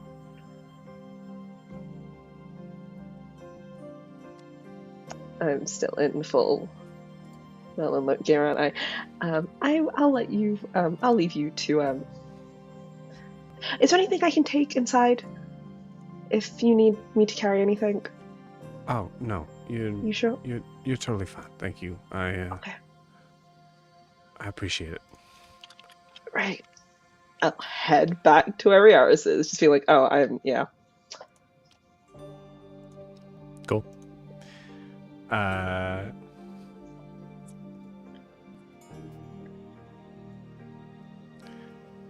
You see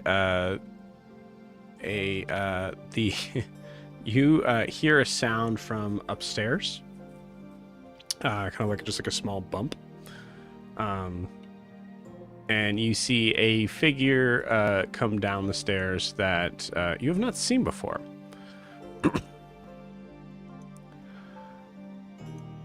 What is happening in this house? I don't even. Oh, hello. This guess. Sorry. Kind of like tightens his robe up a little bit. Hillie. Sorry, I didn't know we had company. Sorry, sir, to interrupt. Oh, excuse me. Wow. You okay? Yeah. The aromatics. Riaris, go to offer my hand to him. Oh, June. Nice to meet you. June. Okay, yeah, and you're, Sorry, it's late. I understand. Hey, you know, have you met Hillie? I just kind of go with what she said. I hate to be a nudge. That's usually where I sit on the couch. I'm very sorry. I didn't know she offered the spot. It's yours. Okay. Please, I insist. If you're staying, I'd rather stand. I think it's fine. Okay. All right. Yeah. Plops down. So where are you all from?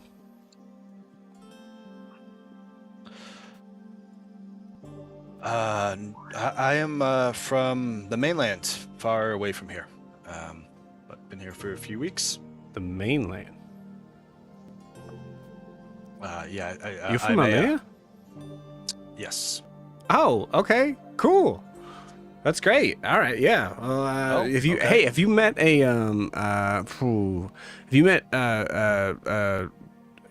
tiefling, his name's Io. He looks nothing like me. I am not sure I've had the pleasure.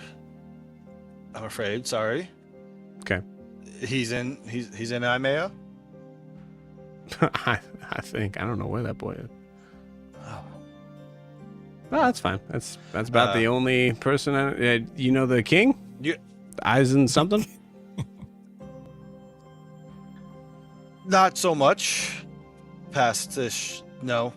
Well, No, I don't. Sorry. I think that's the end of any conversation I can have on Imea. I'm sorry. You know what? I don't know much about it myself either. So yeah, you know, I mean, if you have a picture of your son, I can look for him when I go back. I'm sure.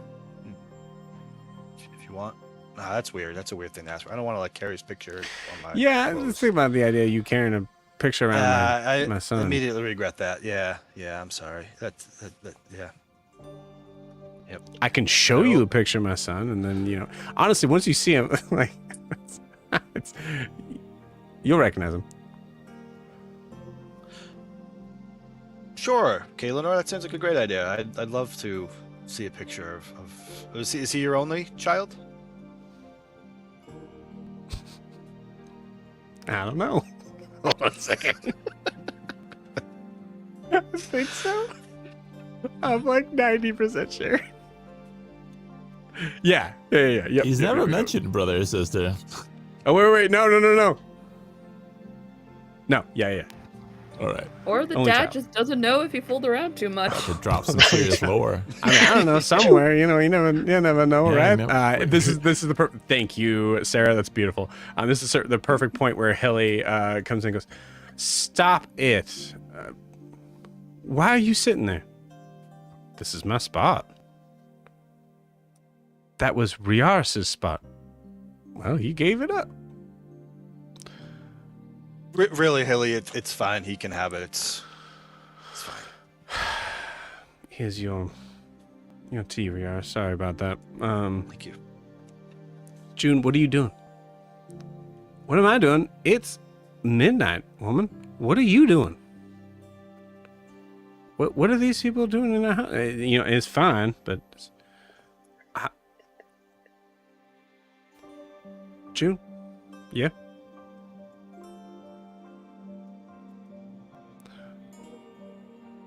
Okay. Well, it was nice meeting you all. Feel free to. There is Io's bedroom. Probably has pictures of him in there. I can certainly take that. One bed, but that is that. Yeah. Sure, we'll figure it out. Thank you. Yeah. Very kind. Okay. Offered. You see Hillie just doing it like.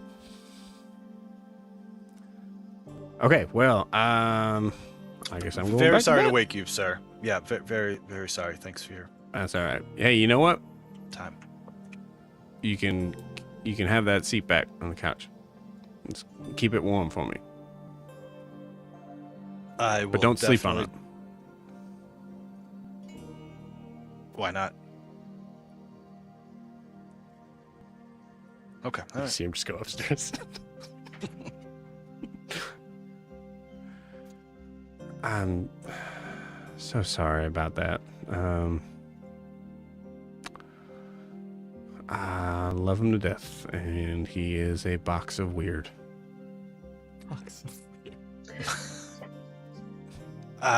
No, I don't think apologies are needed. We came at your house in the middle of the night. I would hope he would wake up. Yeah, so about that. And, like, takes her like tea that she has. Just looks at you both.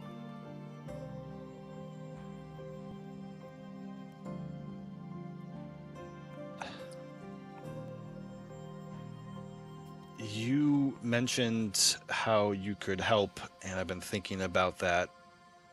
Okay. I'm not even sure where to begin with that. So I'm just. You remember, you remember our friend Zed, I'm sure, right?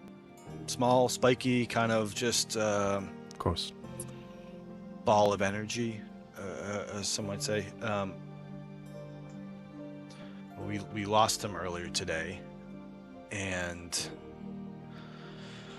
I don't even know where.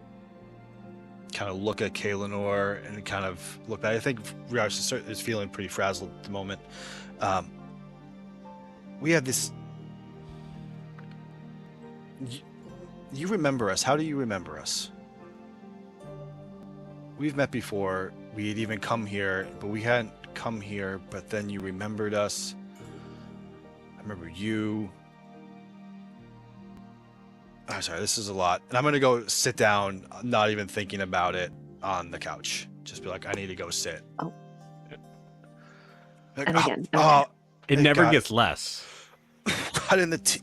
Got in the tea. Great. I didn't even drink it yet. That's great. Oh, it's all right. It's just That's- dust. That's fine for it. Yeah. I wish I had a good answer for that. I feel like it's a very typical thing to.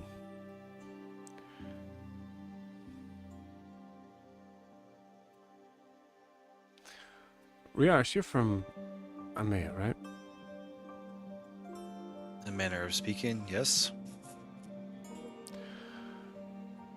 Well, from my very limited understanding of that, they have fortune tellers, figures that have crystal balls tell your future and all that.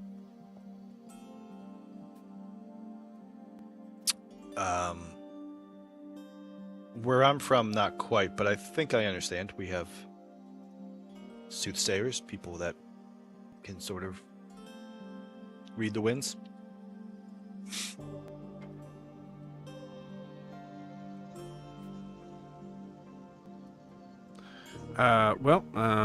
As many things come from sliver of truth. Most of those people are all just very good con artists, but occasionally you have someone that is just naturally gifted with that sort of thing.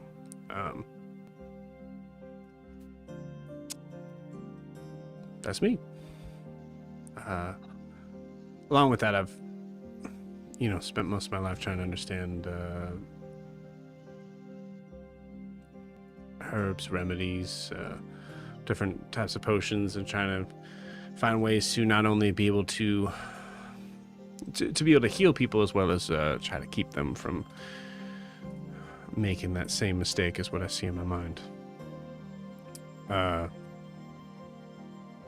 So I guess with all that to be said, it's not a surprise to me, but you are the first one that I've seen come to me twice. All of you.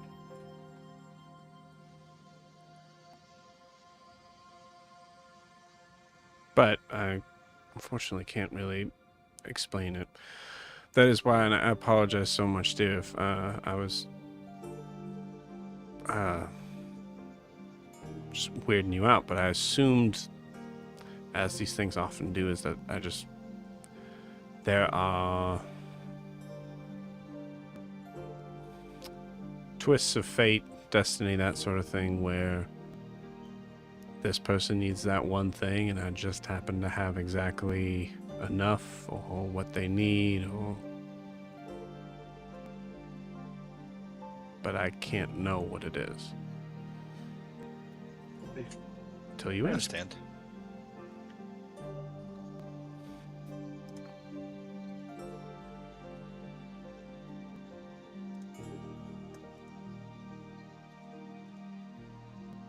Sit back for a moment.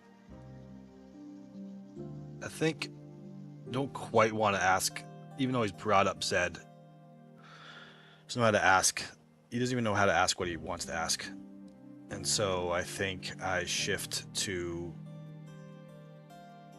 when I first met you. I had somebody with me that you were able to see, and you seem to know a lot about them and me. And I kind of gave a quick glance towards Kaelinor and perhaps them as well.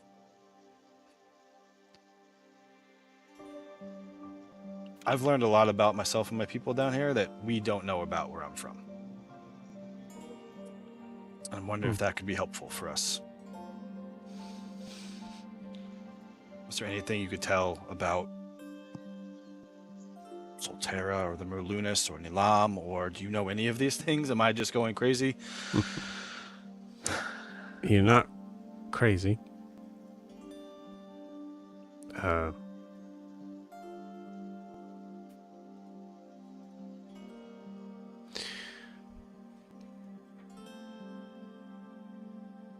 I'm sure you've answered this question for me before, so I apologize if you needed to repeat, but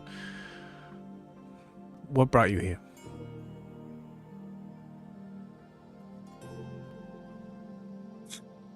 I was sent by my people to find and release the spirits of my ancestors. I've been trapped, and at this point I think I was lucky enough to have the vision, see something of these isles.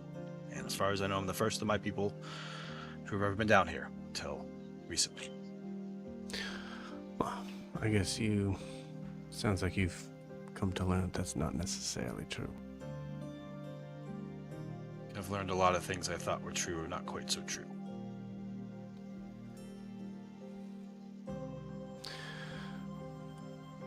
Looks at Kaelinor. It's funny, the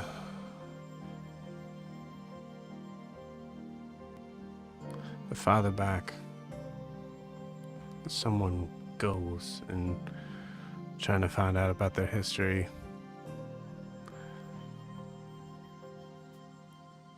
the more things start to get muddy.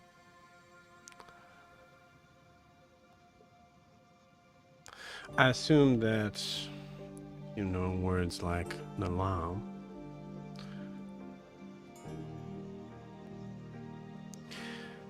that you know that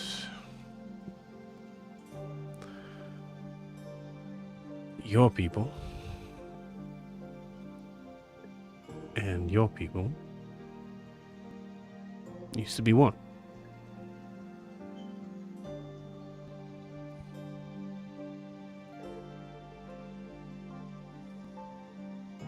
Yeah, and there seems to be a divergence of the next events for a separation, a civil war of sorts. It's what we know.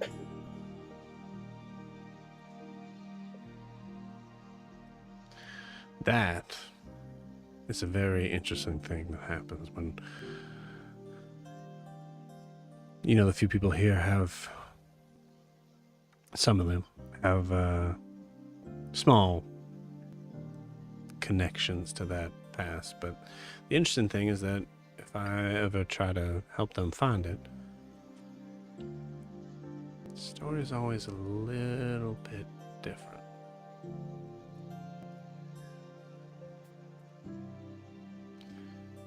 In my earlier times in Sway, I did better with the tourists coming in telling fortunes. And the interesting and honestly kind of cool thing about that is that any sort of correlation to that area of the past felt very similar to how the future looks. Blurry. Differing informations depending on how you look at it.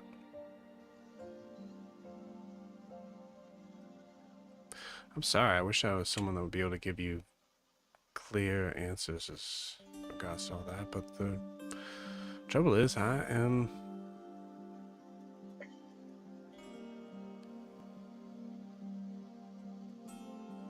for most people, I am here to heal and to listen. I'm not a teacher.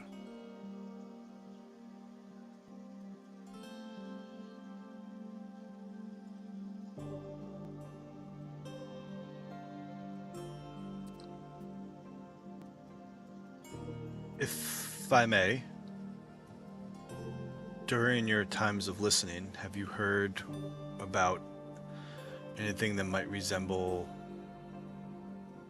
a white stone? And I want to go into detailing a little bit of the stone that I know of thinking about.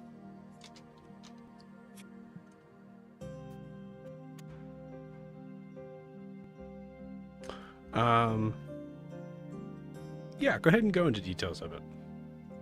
Oh, I was hoping I wouldn't because I got the color wrong until last week. It's not You know, red. yeah, So whatever it the is, only thing it's I think you got wrong was the white calcite. Yeah, the white calcite. Yeah, I think I would just detail that. I wouldn't. It's. I'm not sure how large it comes natively, but I've seen it in chunks, hand, fist, palm size, perhaps bigger. That could be really helpful to us to figure out some of these answers we're looking for. And I know you're more of plants rather than stones or those types perhaps, but if you've heard of anything that could help us, help me perhaps find a way to... I don't think Zed's gone, I think, and I know we can get him back. And so if you've heard of anything like that, I'd be really appreciative.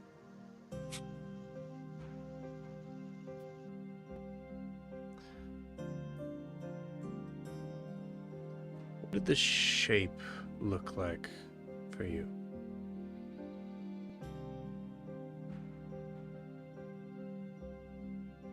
Look like an arrowhead, ideally.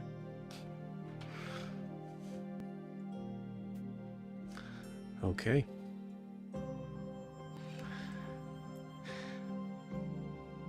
Well, I mean, that's so specific, it's hard to... Ultimately, the shape matters. I can take care of the shape if we just have the stone. I apologize. I wasn't necessarily asking because of what it could be.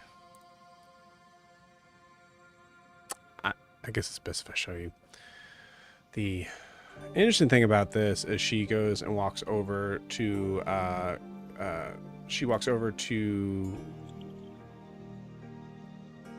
think she probably brought in a chair for no one to sit in, seemingly, as she came in. She kind of goes over to that chair and grabs it. Excuse me for one moment. Or, you know what? You can come with. I guess it I'm already up following her, so... okay. All right. Follow behind, yeah. Goes over to where the storefront is and goes kind of behind the counter, where there is a large wooden clock. It's like kind of sticking out of the wall. I never even really thought how interesting this is, but a few years back, she opens it, takes something out. I was able to do some healing on a poor soul who happened to have made her way here as her boat ship. I'm sorry, I never really knew the difference. Wrecked on her way coming in here, and she kept egging me on, and as far as like what she can do for payment and whatnot, and I kept telling her it's okay. That's what I do here. But then she gave me this, and I didn't know what to do with it. Didn't seem to have much value for me, but yeah, maybe do something with it. And hands you a white, translucent arrowhead.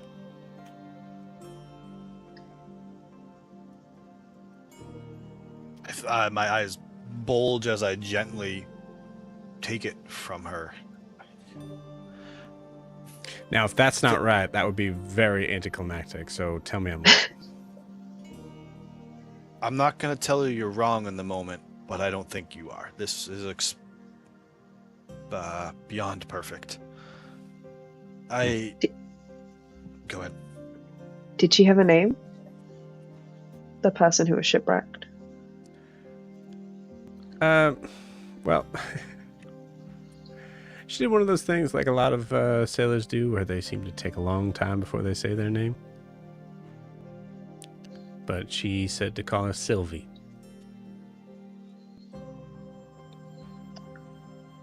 Why am I not surprised? Hmm? Nothing.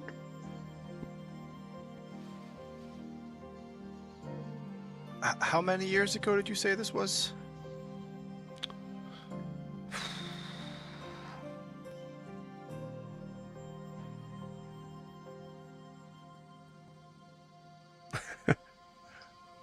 Must be getting up there in age.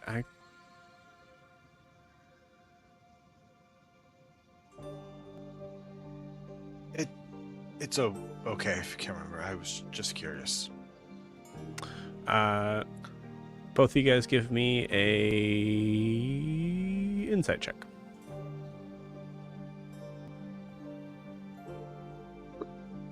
Really good. 10. 22. It is... She's having a realization that she can't remember, and it's very weird to her. She can't remember.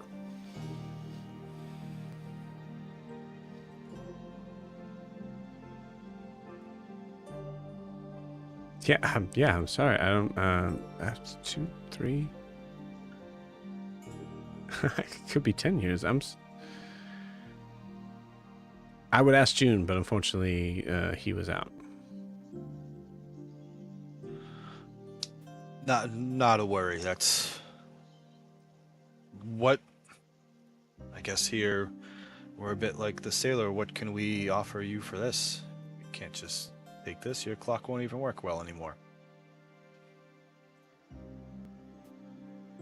Oh, that wasn't I just kept it there. I don't know why. Well, anyways, you've offered us to your house. You have helped us. Must be able to give you something. I don't think you do.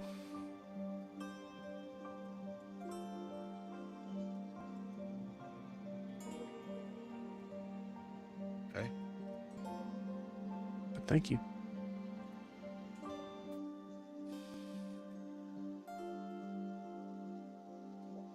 I hope it does something for you. In regards to your friend. It gives us a chance. That's a lot more than we had. Thank you. Well, I've not had time to fix up anything upstairs, so but feel free to move anything around that you need to. Like I said, he's not coming back anytime soon, as far as I know. So, it is. Let me know if you need any extra blankets or pillows or anything. Do you need anything to help you sleep, too? Any of you? I'm good. I'm not sure. I think I'm good. Do you have any of the lavender salts that you gave Zed? Any of the stuff that made him? Of course, absolutely. Thank you. How do you know about all these things? What things? Listen, I Can I got try one that on the tea? island. Is it good with milk? Can I try it? Can I? Push my tea up. It's so good. Your life will be changed. See, this is a woman that understands class. Thank you. Oh, that's really good. See. I got it. Yeah, fine.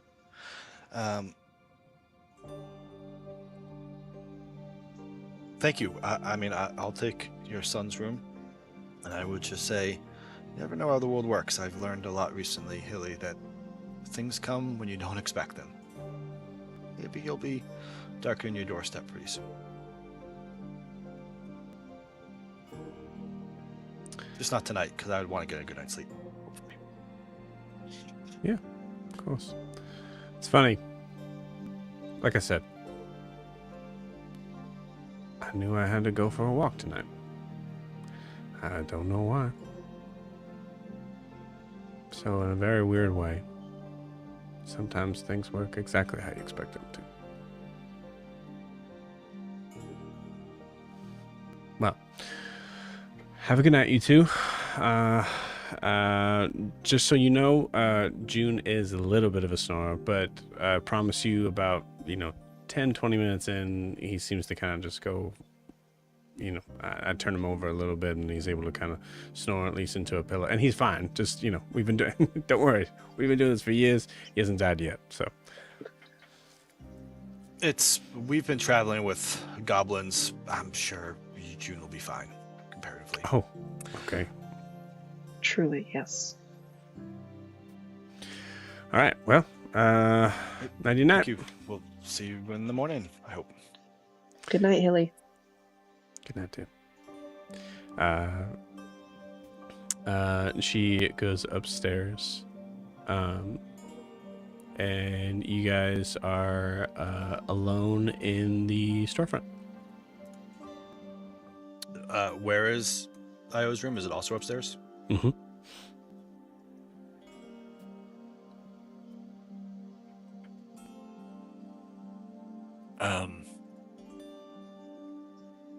I was thinking of staying here. Do you want to as well? I'm sure we could.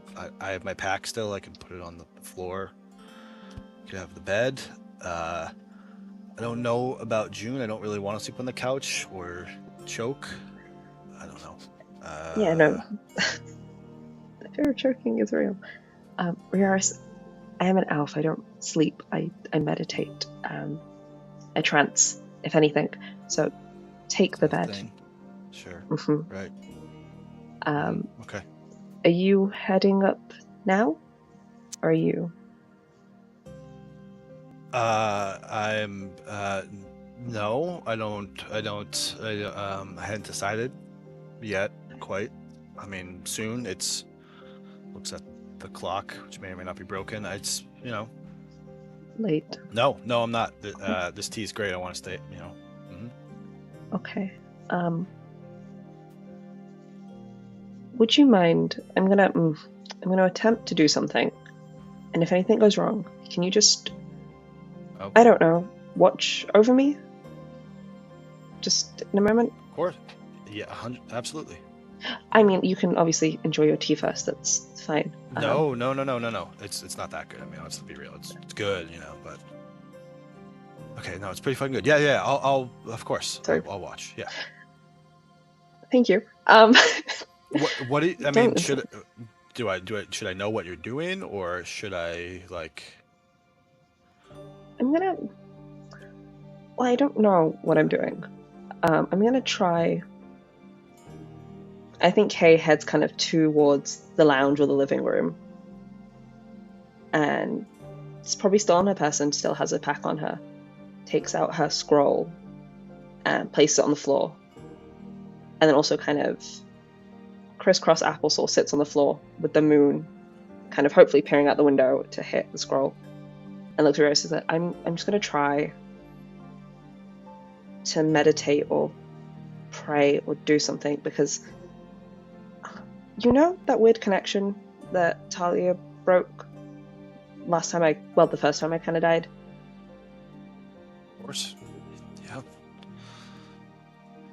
I think that's still tethered to me.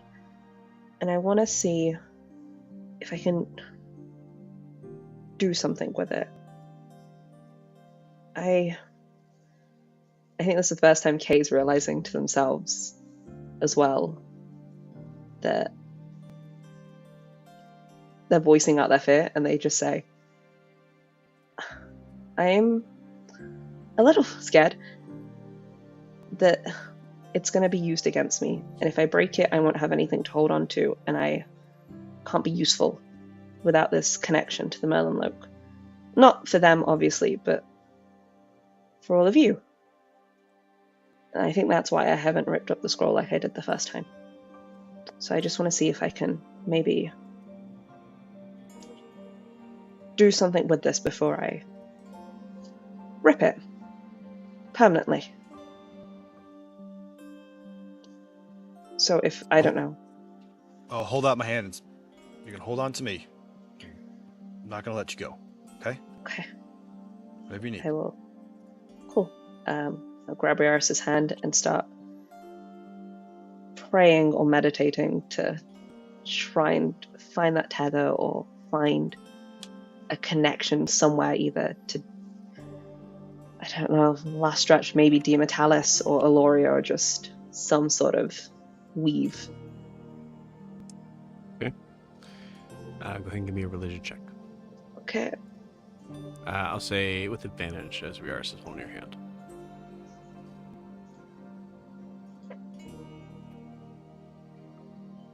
A 9. Okay.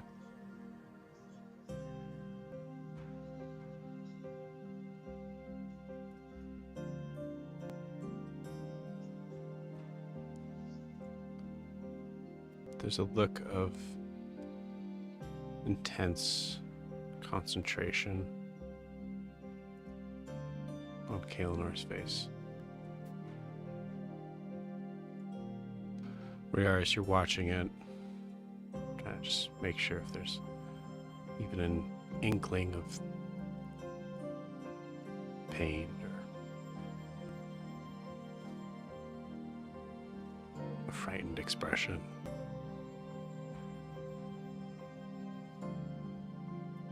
Something.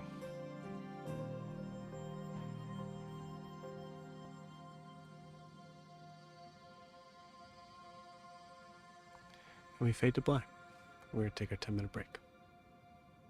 Fuck, See you we guys. died.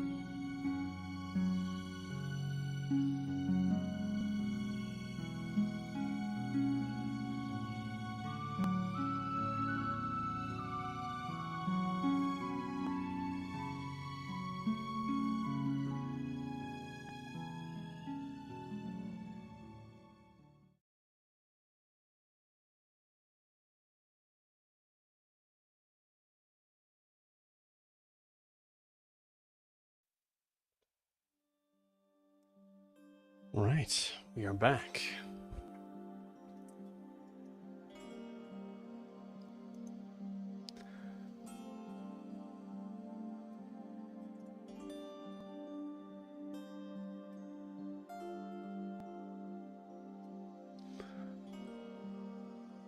Kaelinor.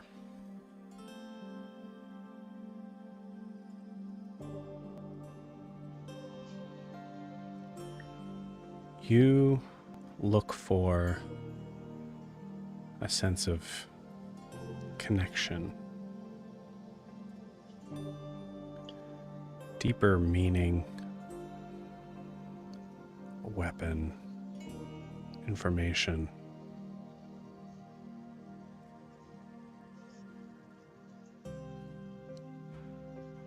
Something to make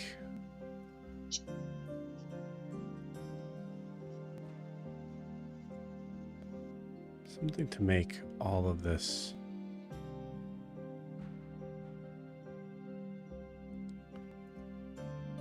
everything you've done leading up to this moment, not with the group, but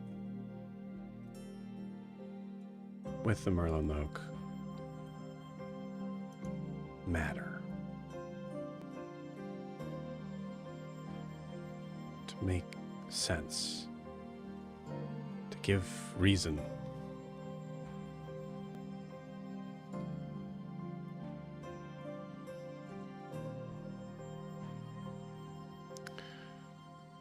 And I'm going to ask for a lot of trust within this group.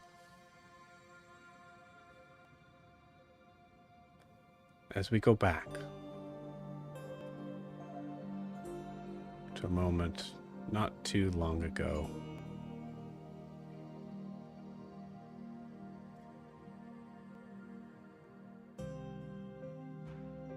a time when tensions were eased.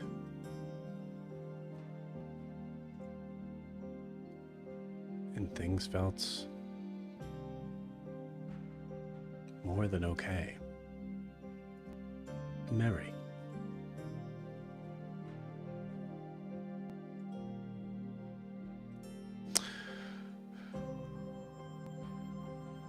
We travel back.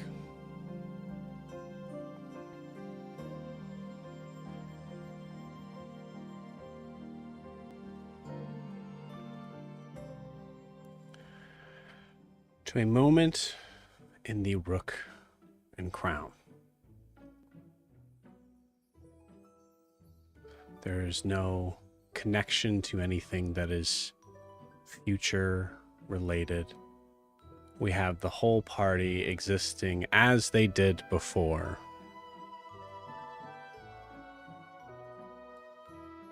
With no recollection, no understanding of what lies ahead. Besides what you knew in that moment. For example,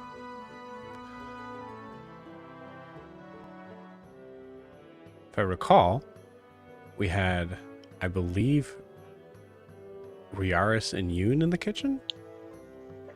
Oh, yeah. Cooking up some delicious food, and from what you guys remember, doing a hell of a job in a good way. We had figures that were of the comical variety. And we had Zed pushing everyone's buttons. We're going to go back to that moment as if it is happening for the first time.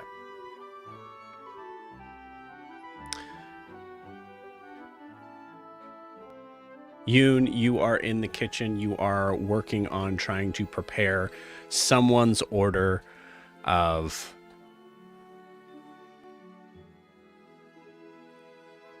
grilled cheese, fried cheese. Cheese fried cheese. Cheese fried cheese. Yeah. You are staring at a Riaris that looks equally dumbfounded on what that means. What are you doing? Greg. Yeah, the pot. Thank you. Serve that.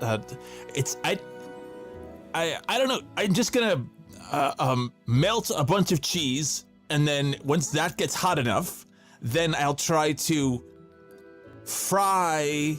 Maybe I could fry cheese in the cheese. Maybe if the cheese gets really hot, you can fry something in it. It's like, you know, cheese has oils in it, right? It's not. It's something. What are you cooking right now?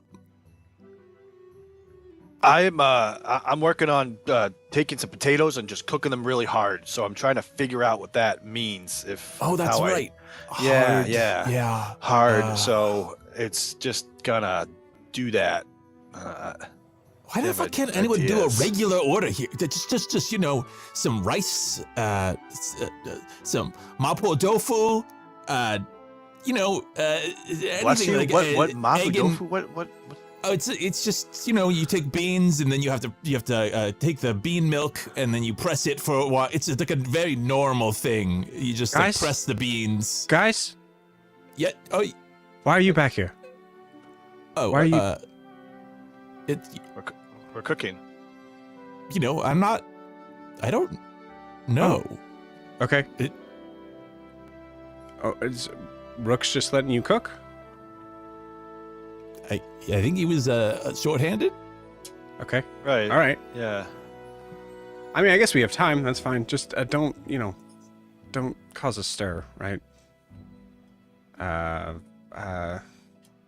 Carvis is fine. He'll meet us in the morning. Just make sure you have. Just don't. Where's Zed?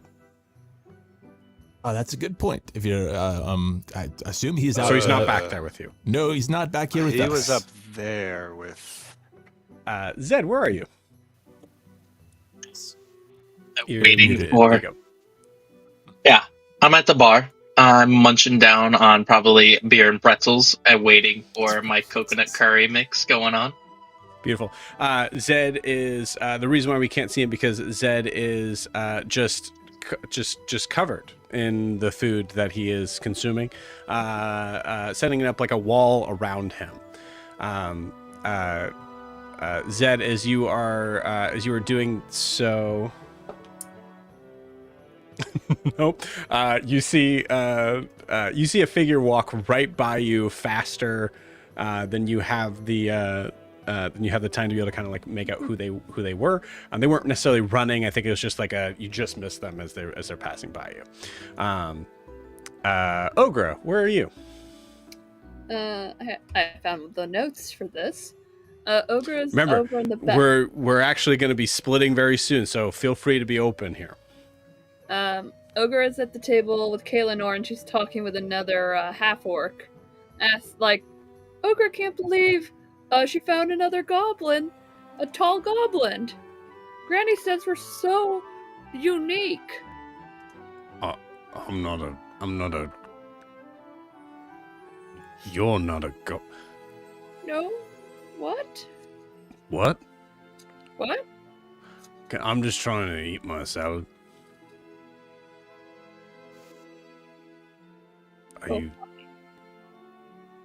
Are you wanted? Well, Ogre was just trying to have a nice conversation, because she's never met another tall goblin before. Right, okay. Did you come in with anyone? Is there anyone that is looking after you? She points to, that person. Who do you point to? Kaelinor first, because Cool. I think they're with me. Kaelinor, you are, Gonna knock him out in the street. you are standing there kind of in the corner as a figure sort of kind of comes walking towards you. But as you're, I think as you're pointed out to, I think, Kaelinor, you just naturally kind of like go over as you assume Ogre is like trying to kind of get your attention. As we see a lizard folk creature kind of like going up to, and you just walk right by. I think I approach Ogre and I go, what's going on? Ogre found another another tall goblin.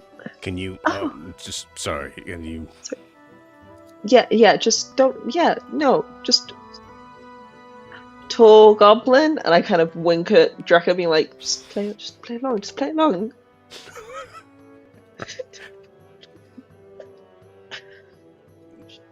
Why do I have to?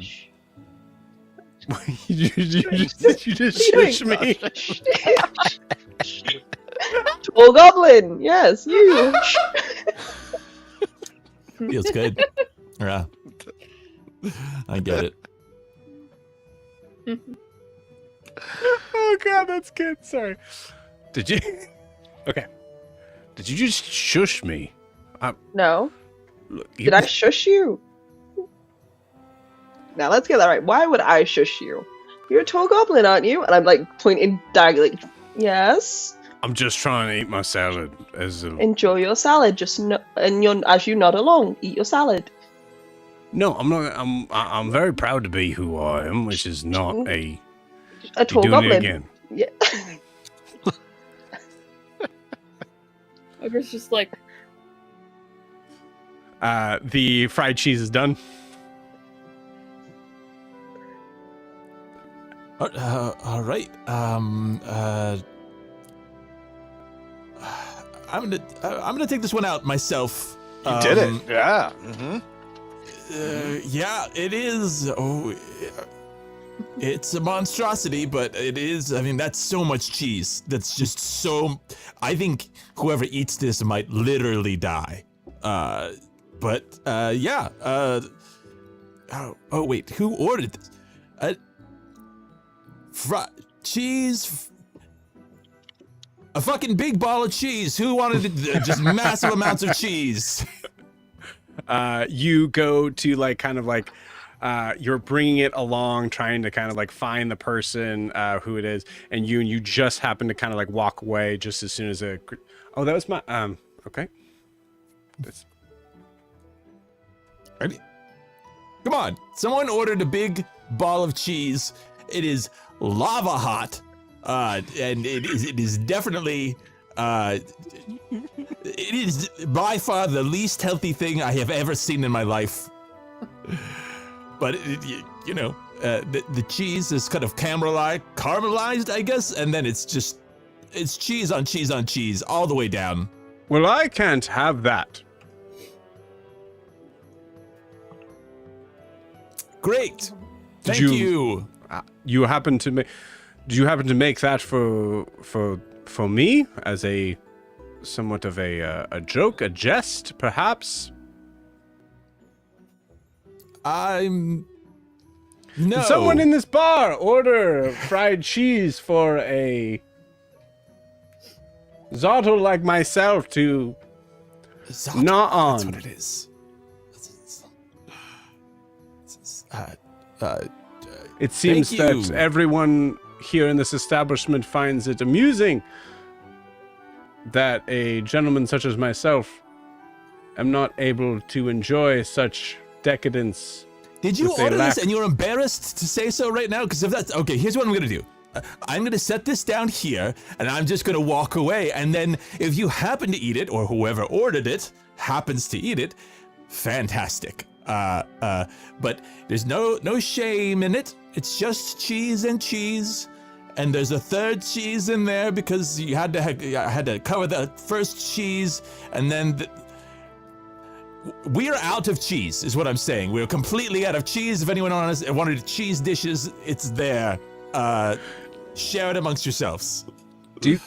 So you're planning to keep this joke at my table?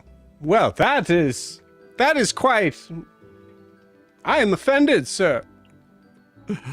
I'm not paying for this, as it is not my dish. All right. Well, okay, you're gonna have to bring that up with Rook, because I'm not here to. I don't collect. Or Greg. Greg will be by to collect later. So you know. they don't work here. Who doesn't work here? He doesn't work here. Just eat the cheese. You know what? I'm just gonna leave some extra napkins, and I'm gonna go. And it's very hot for anybody who eats it. It's very hot. All right, Zed walks great. over. Dips How a dare pretzel you, in. sir? How dare you're walking away? How dare you, sir? About a few seconds later, the camera sees a lizard hand go to grab the cheese, but the camera seems to pan away very quickly. As we go to a figure that is seen underneath the shelves of one of the kitchen things, Briaris, as you are looking for you're looking for some sort of ingredient. I forgot he was still alive. They like idly talk with Greg, like he's gonna be mad. You better come in here and be like, what do you? Why are you here? What are you doing? I asked you first. I saw an armadillo here. In here? Where is it? I don't know. I'm gonna try and find it. Here, come here. Come here. Just give me your shoulder. Just give me your shoulder. And this is you right when you walk back into the kitchen. You see Fang just climbing up on Riars's shoulder, trying to grab to the next sort of like rung of the kitchen shelf. Oh, fuck. Nothing. Not doing it. You know, Nothing. it's not- What's going? How? You're not. That can't be. There's got to be a health code or something about that in here. And There's an armadillo in here. yeah, I think I remember some. Yes, but it was like a fruit, right? I think it was then it turned into an armadillo, and then are you gonna eat it? Oh, what? A fruit. Have you never? What? Like, I know they have fruits where you come from. There's you grow them in your dead, looks at Riaris. goblins. What? I mean, what? What? Get out of the kitchen, Fang. If you hey, Riaris. If you see it, If I keep an eye on it, Yeah. because I want to eat it. Yeah, I figured. Yeah. Okay. All right. I'm gone. Yeah. I'm done.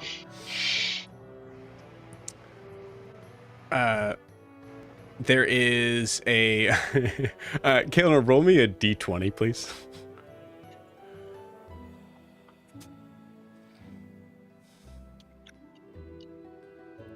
Oh, that one? That one. Might as well be a nat 20. A woman enters the bar right when there is a hard smacking sound and a heavy thud as a large orc hits the floor of the bar immediately. Oh, wow. Okay. Hi, everybody. Looks over in the corner of the room and sees Car. Car, what are you doing? For the life of me, I was trying to remember and go through that. So if I'm wrong, let It can me be know. different. I remember I'd ordered a bowl of water and fresh fish that wasn't cooked. I was just sitting in the corner waiting for that. I think I was alone in this. I was watching everybody else. If memory We serves. also ordered I a served plate you of that really bones. weird thing that was like Yeah. raw meat, but like in the Yeah. shape Road of kill. an animal Yeah. still. Like, Yeah, I ordered something raw. But so yeah, I'm just kind of sitting there watching in the corner, quietly. Oh, Ashwing. It's Hi. hi. I'm so sorry. It's very nice to meet you. I've never actually been able to have I don't want to intrude. Are you waiting with somebody? Not at all. You want to talk to me? Here, have a seat. Yeah, absolutely. I would love to, if you don't mind. I've never been actually got a chance. I've seen you all from a distance, but not you all. I've seen ones like you from a distance, and I've never got a chance to really be able to talk to you. That is where, and I'll say, like, maybe you were working on it and waiting for it to be done as you were sending out the fried cheese. This is when you drop this massive thing in front. Enjoy. Raw meat. It's several raw meats, and there's some roughage and things in there, but mostly to simulate texture. You know, there's sort of some rib bones going, and I thought maybe it's just to make you feel at home, Car. It's just I thought it would be. And I was, sometimes you kind of start to get creative, and then you kind of go, you get real focused, and you go way too far. And I think I did that, but still. Hello, hi. Have we met? No, I'm so sorry. We were just getting acquainted. I'm Car. Hi, I'm Hillie. Hi. Oh, sorry. Yeah, Oh, here, I'm sorry. Did you want some? No. All right. No. And I'll move it to the other side of the table so it's away from her. Yeah. I'm so sorry. I need to step outside just for one quick second. So apologies. All right. And heads out. Steps over Drekka, who's been knocked out cold. Meanwhile, Ogre and Kaelnar, what's happening in that situation there? Okay, you want some wine? I just look at Drekka on the floor and be like, okay, he might be dead. He breathing. I don't know. Wine? Does it taste really bitter? Because Ogre had that and she didn't like it. Do you have something really, really sweet? I look to the counter. Is Rook there? Or anyone? Rook is not there. Weird. I'm gonna go have a look. Yeah, Yoon and Riors is in the kitchen, so maybe they just let you do whatever you want here. First time for everything. I'll go find some sweet punch kind of alcohol, whatever kind of, a step behind the counter. Like, we have, nope, that's probably bitter. You move one of the bottles, and all of a sudden there's as a rodent-like face pushes its way through the bottles, looking at you.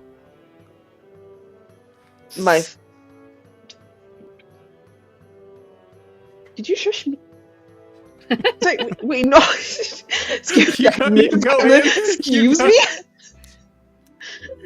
You see, was to punch it, but I was like, wait, hold up. I got shushed. You see a very odd-looking, sort of coconut-like creature just rolling on the back end of the shelf, and you hear a thud as it hits the ground. It just kind of rolls out. This is a strange place. And I reach for hopefully a kind of very colourful, fruity mixture, maybe like a cider, and be like, Rook has this. I pull it out to Ogre, I'm like, that might be nice. Okay. Slide it across the Smirnoff Ice. It says Smirnoff. Smirnoff. A little bit of an apple teeny type of thing or something. Yeah, I'll slide it across the Ogre. The whole bottle. Then I realize, oh wait, no, hold up. We need glasses. That might be useful. So I've just find. Oh, why does Rook? Okay, they're absolutely disgusting. It's fine. Not those. These ones. And then I will grab hopefully a glass and I will push it towards Ogre. But glass. It's. Yeah? Is that good? We can drink out of glasses if you... Is it nice? Okay. Ogre's never had alcohol before, so the first time for everything. Yeah. And I just watch Ogre drink it first. Like that, too. Yeah, it's like... Is it, that's not... Oh, that's... You're meant to... Okay, Sweet, bitter... Weird texture... Tastes a little funny. Good funny, bad funny. Hold on, wait a minute. Let's have some fun here just for a second. Kaelnar, roll me a d20 and roll just above a 10. But it'll be really funny if you roll below. Why would you say that? It's a 19. Okay. Yeah, it's fine. That's fine too. It's really good wine. Like, it's a very nice vintage wine, which might be bad to Ogre. I don't know. Yeah, no. If it's like vintage wine, it's very bitter and Mm-hmm. like she's like, and then like she didn't knock it all the way back as soon as it touched her hand. It's like, just Just slide it spit back into it. yes, Okay, and I'll- she slides it back. I Plus, don't. I didn't don't. waste it. Ogre did it like that. You can have it. Kaelinor can have it. Okay. I'll take it, and I will like go below eyeline, like just behind the bar, and then just like tip it on the floor, and then be like, okay, there might be something else here, and I'll grab another bottle. Cool. Maybe this one. You go and you grab another one. It pans over to Sylvia. As Sylvia finally finds Zed. Oh, Zed. Okay, there you are. Huh? What? Nothing. Are you good? Yeah, I got beer and pretzels. I'm just waiting on my dish to come in. Did they make you the beer and pretzels? I don't know. Rook handed them to me. I ordered them, and I just started munching down. And then they asked for orders. And I give them orders. And then Why is- Kaelinor went behind the bar for some reason. And then she like looked really deep in that bar for a second, and then I don't know. So Rook just kind of gave you the run of the whole restaurant. I guess so. There was something that like ran outside. It's like a ball with toes or something. What? I don't know. It looked interesting. All right. Well, I guess a night off wouldn't hurt. And she goes back into the kitchens. Zed, you are by yourself. I'd like you to give me a perception check. I got a 9. Okay, you got it. Kaelinor, I'd like you to give me an Arcana check. You got it. It's a 14.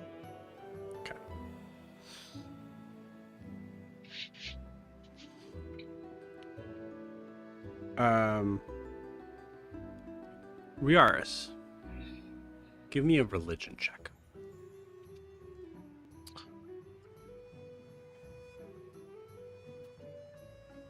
The religion, that is a 14 as well. Okay. All right.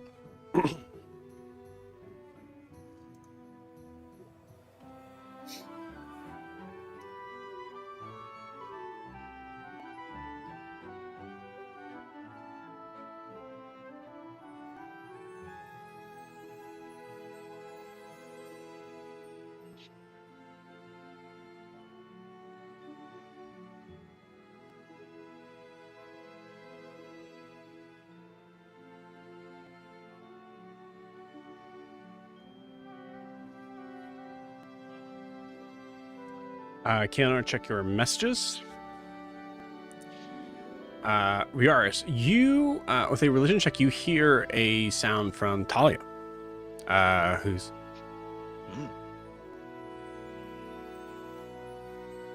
Do you hear that outside?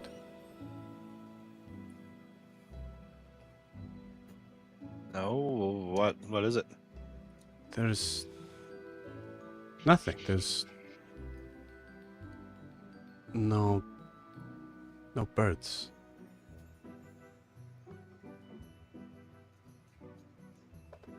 Do you think we should go check it out?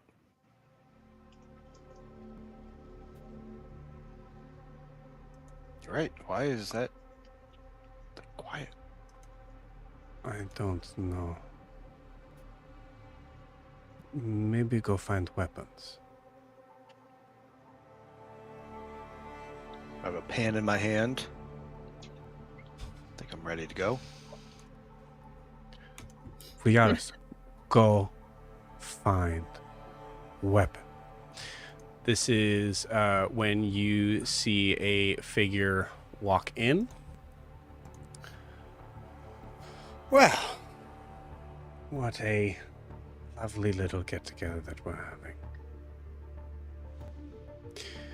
Please, stay seated. This won't take but a moment. Okay, no? I If think you I know what to do. I come out from behind the bar where I definitely was like ducking underneath. Kay goes full straight soldier, like at attention, and is like, "This isn't how you." But okay, Excuse me? nothing.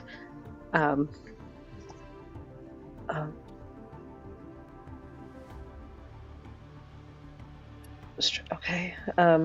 And I'll walk out from behind the bar and kind of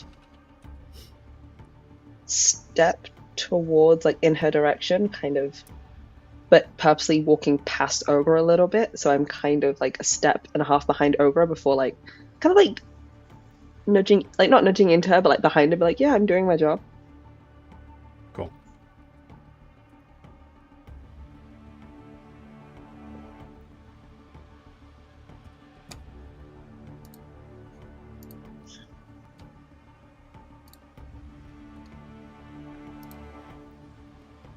Is this it? Everyone else, please, as I said, stay seated. This place is surrounded, as they say.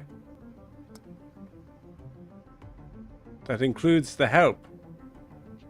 Looking at Riars, who is trying to collect their things.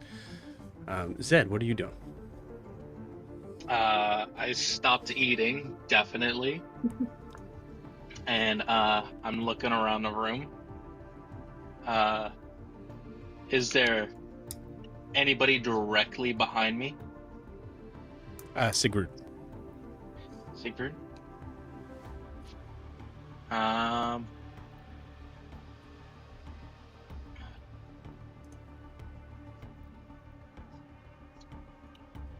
I'm going to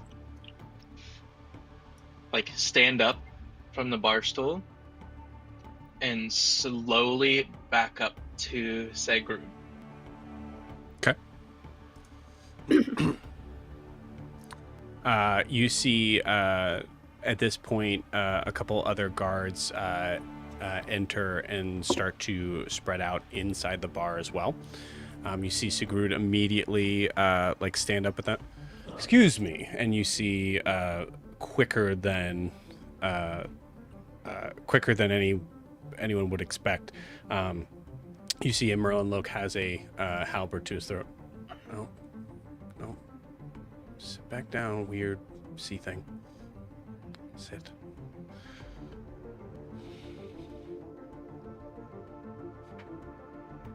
He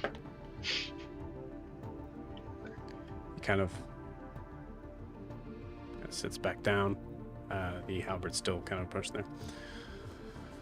As I said, I promise this will go so much better if everybody just relaxes. Are you... What am I saying? Of course you are. Ogre? Oh, it's you. If this is about the whole eye thing, Ogre apologizes, but for the record, you shot at Ogre first. This is not about the whole eye thing, but I thank you for reminding me. Well, it's right there. It's like really hard to miss. Ogre, no, just don't annoy her. What are the rest of you guys doing?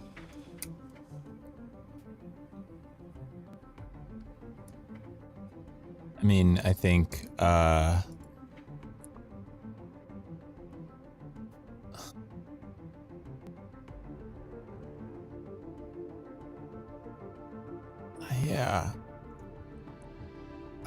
think maybe just Yoon just walks in with like a plate full of sandwiches, or like a finger food type of thing, and totally ignores the mood of the room, and goes straight up to her. Kaylin, who's your friend here? I don't think. Have you ordered yet? Actually, I have a bunch of finger food right here. If you'd like anything, or please, actually, you're kind of standing in the way, making a bit of a. Do you want to take a seat, or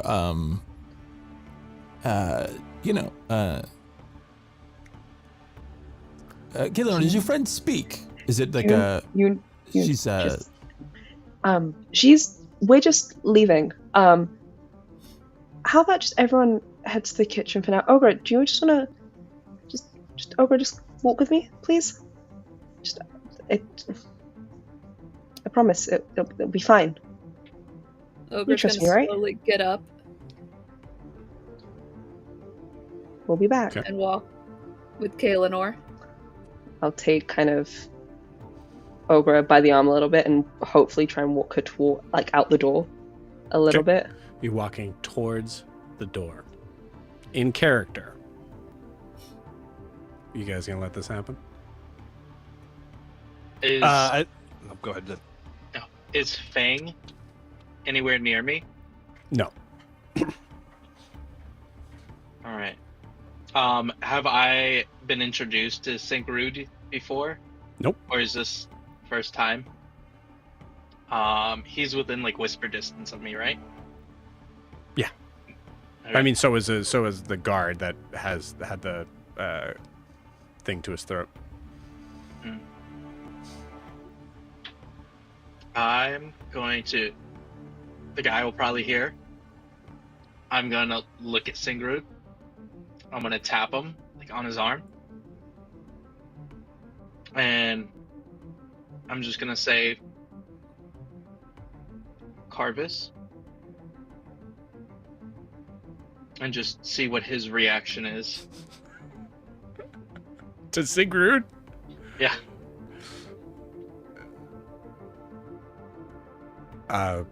Sigurd, nice to meet you.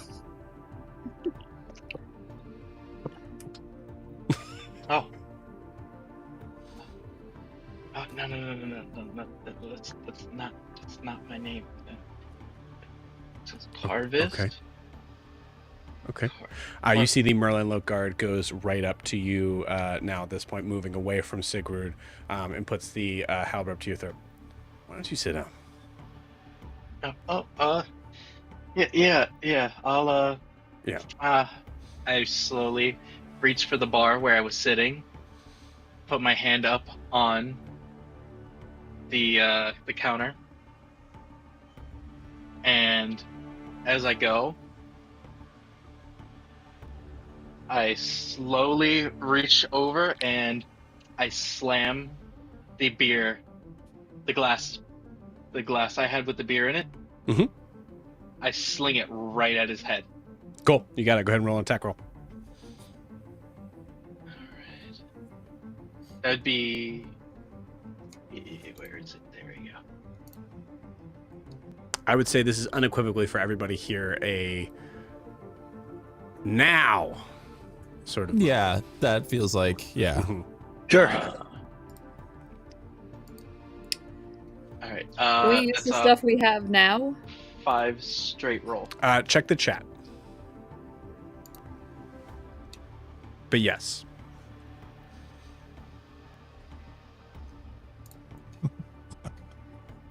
Okay, so that was just a straight roll attack, 5, and then if it's unarmed, it would be 9. You don't need to tell. Yeah, just attack rolls. We're not gonna worry about damage here on this. A 9. Okay, cool. With a 9, you slam it right on their helmet that they have. You hear a shout in Elvish. Zed, as you are, he takes a swing at you, and you're able to kind of like duck right underneath. Cool. So that's Zed. We'll go. I don't want to necessarily do initiative here. And I am the plate of food and things. I essentially just tried to flip it up into. I don't remember what the pink-haired woman's name is. Alora. Yeah, I feel like I was working my way closer as I was talking with the sort of tray, and then like at that signal, I just tried to like flip it up in her face, and if that's successful, I'm gonna Misty Step over to Kaelinor and Ogra. Okay, you got it. Just kind of like just to cool. move. I'll roll a dexterity saving throw on it. As soon as you flip it up, roll a natural 18. It stops as she's like able to kind of like stop it in the air and like throw it down from there. Get them. You're fast. And all the guards start to kind of swarm. Wind you wall. guys. Ogra's gonna throw up a wind wall between all three of us. Okay. What's that do? Go back to D&D Beyond. 20 per mile winds are blowing and all around me in a 10-foot radius, and it defends you and other creatures in the area. It extinguishes unprotected flames. So they can still pass through, or they're just going to take damage, right? No, it's Yeah. not even damage. I think they just get. Oh, this is only for range attack. Well, Ogra's in a very range attacks. but Ogra's stressed right now, and this thing is happening all too fast. Yeah, Is it considered like There's rough a terrain? there's a saving throw for damage on it. Yeah, I when think it appears. you like 3 of them get thrown back into the wall, Ogre, as you cast that. Kaelinor, what do you do as Ogre casts that spell? Is looking around in shock and horror a little bit of like, great, this is all going so well, and now. Damn it. Just for flavor, I want to say she's doing the same spinny thing like the other Zed was doing with it to make the wind wall. What? Do you What are you spin doing? the staff Yeah. Oh, spinning the staff. Okay. to make the wind wall? Gotcha. Oh, okay. So yeah. I am gonna have a wild idea, but I don't know if it's makes sense. Well, it kind of makes sense for Kay, given a little bit. I'm gonna cast command Mm-hmm. towards Ogra. Mm-hmm. I'm sorry. It's a hold on. What's the save? It's a Wisdom 14 saving throw. Ogre can And if make it that. can make that. It's fine. Ogre cannot make that. That's a natural 1. And the command I'm gonna give is grovel. So the target falls prone and then ends its turn. Ogre's just gonna look at you like pure betrayal. And I think Kay just is like, just trust me, it's fine. Just go with me. How close is Alora from Kay? About maybe 10 feet. Perfect. I cast Antagonize on Alora. When Antagonize? yeah, Okay, what's that do? Damage spell. it will, on a failed save, she takes 44 psychic damage and must make a melee attack against another creature of my choice that I can see. I want Alora to attack Kaelinor for what she just did.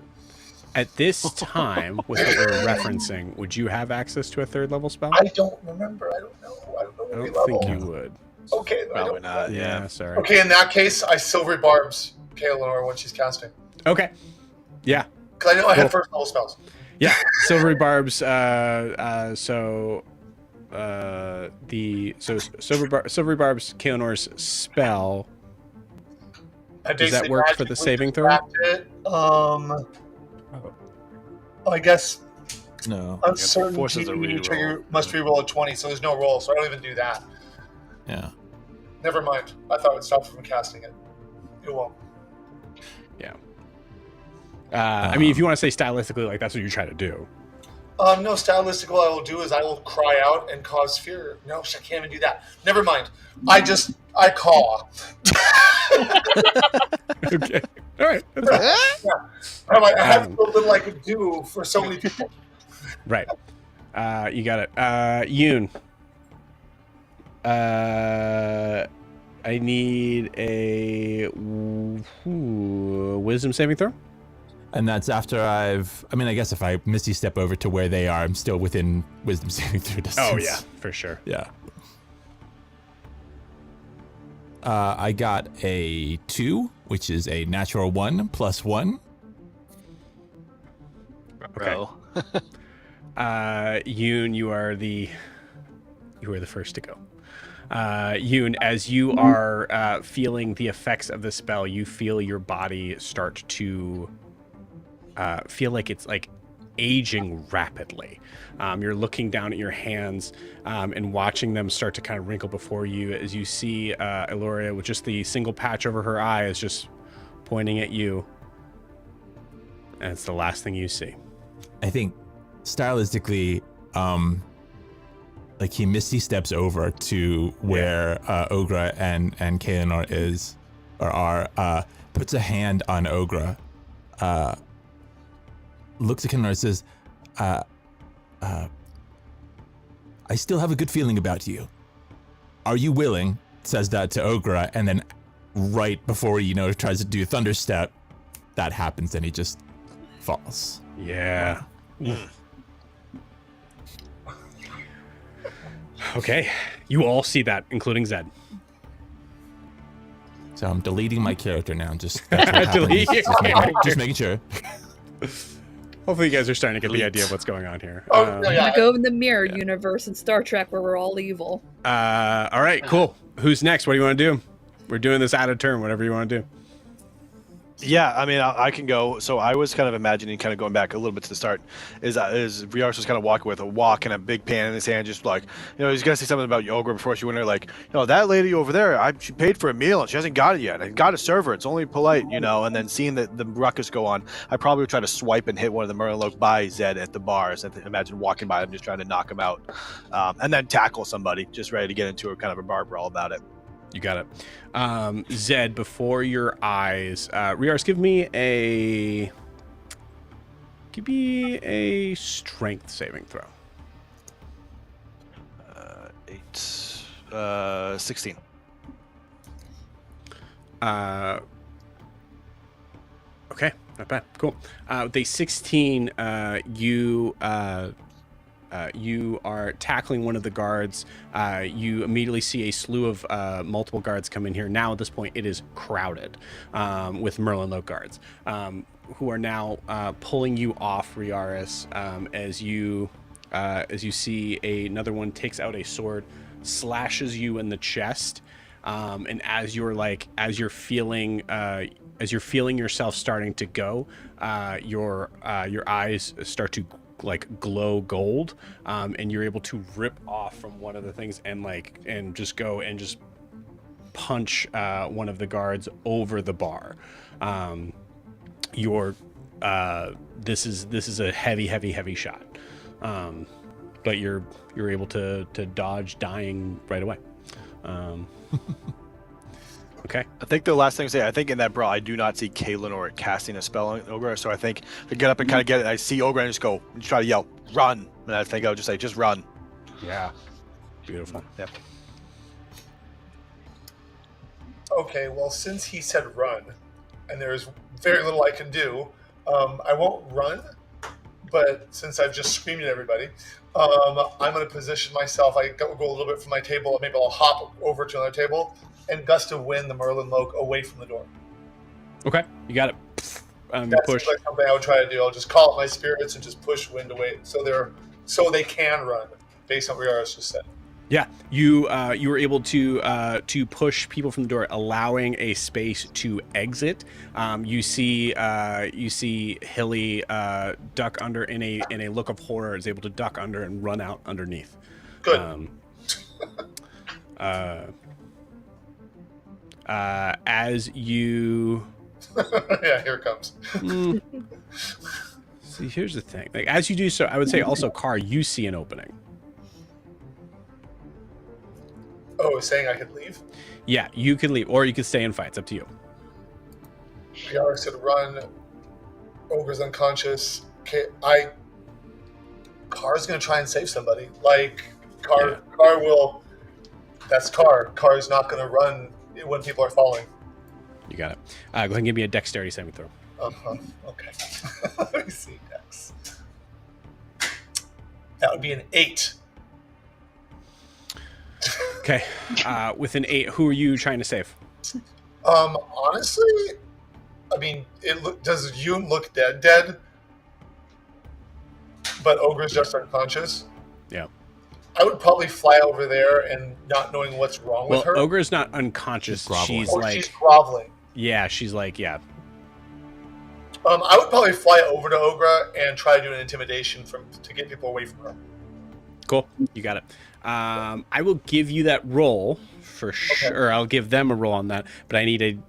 You already rolled me the dexterity saving throw. Bad dex save. I'll say it would be really mean for me to actually roll for you on that. As you do so, you go to grab Ogre, and immediately you immediately feel something extremely hot and dripping near your neck as you feel an arrow through it. Am I dead, or can I still try to intimidate them? You're in the process. You're kind of like choking, you're having trouble being able to breathe, and you're like so now at this point, as you're kind of trying to hold on to Ogre, I'll give you like a give me a D20 and add your spell modifier. Okay. D20 is a 17, and my spell modifier is 7, so that'd be a 24. Beautiful. With the 24, you literally, like, in your last gasping breath, you're literally trying to figure out like what to do to kind of like break Ogre out of this, and all you're able to do is actually just shove her out of the way. And Ogre, as you're being pushed out, you're like kind of like almost being pushed out of the spell's effect. At that is crazy high. Thank you. And then as I die, because I still think Kay might be on our side, with my huge wingspan, as I fall, I try to cover her with my wing to protect her as I fall. As you do so, Eloria comes up and just like kind of grabs you're now at this point just pretty much dead, grabs wings, ew, and pushes it off of you, Kiona. You can get up. Zed, what are you doing? I am in shock of everything that just happened. I look at Sylvia and I tell her, I'm going to get Carvis. Do what you can. No.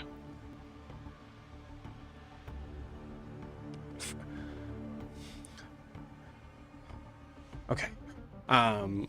Goes and runs with you back to the kitchen.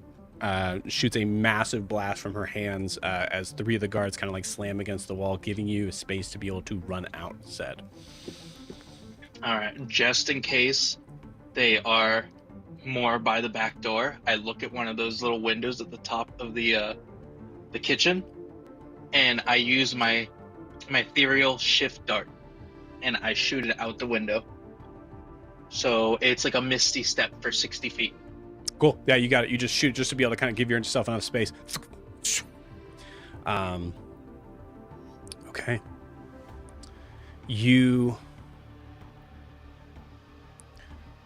The camera goes from seeing everyone's point of view to now just seeing Zed booking it, running.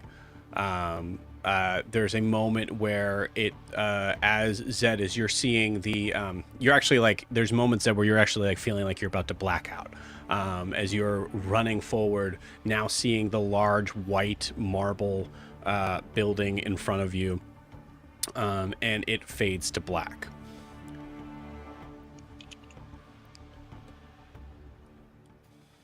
As you come back,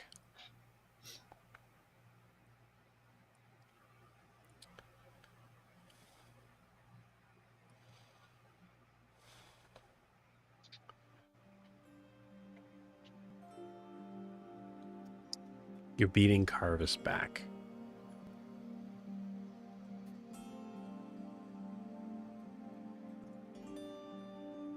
But you see in the far, far distance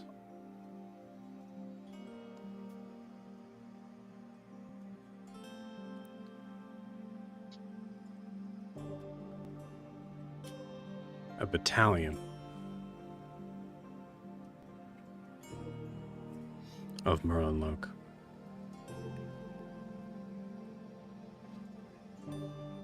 And behind them, Ogra and Kaelinor.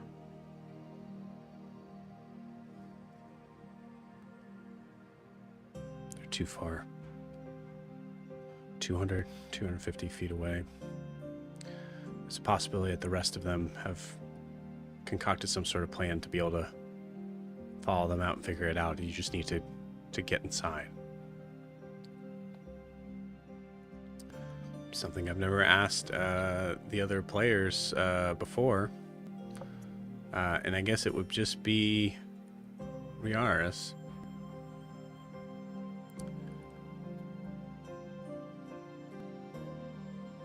Riaris, where does Zed find you? Breathing no more.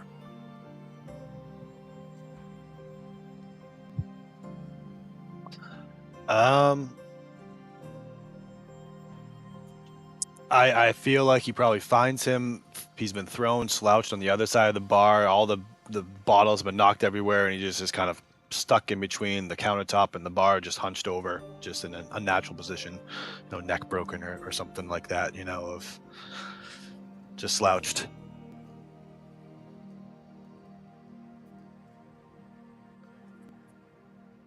You see Sigrud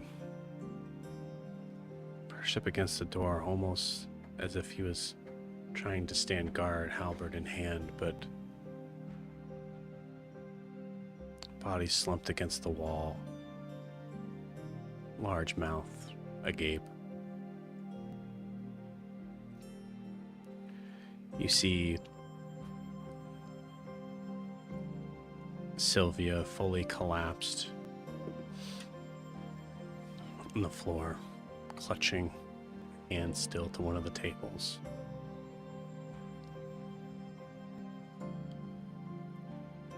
And you see Riaris slumped over the bar.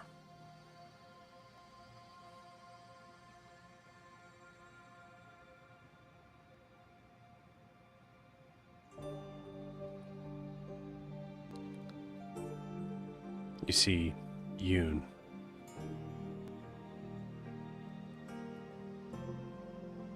withered and old.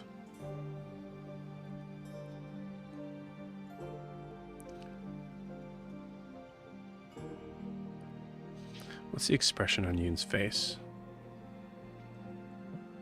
It's one of incredulity. Like,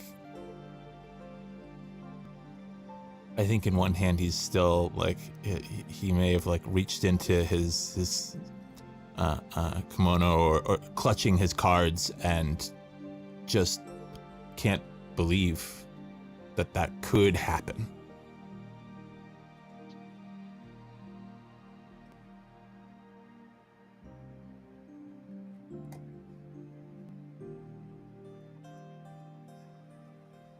You see Carr collapsed over one of the tables, body sideways.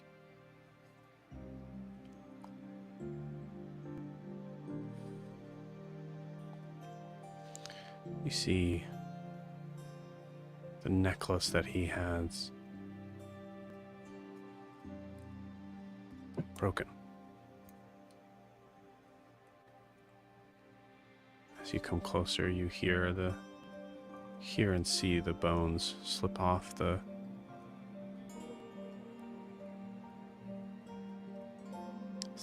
string and clatter to the floor.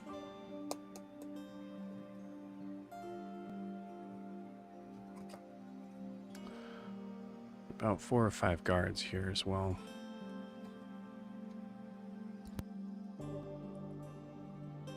Sid, what do you do? Probably like fall down to my knees, crying that it was all my fault. I started it, and I ran away, and I wasn't able to protect him, and got help too late. And it's happening all over again from the ship to now. It's my friends this time, but from the Merlin Loke.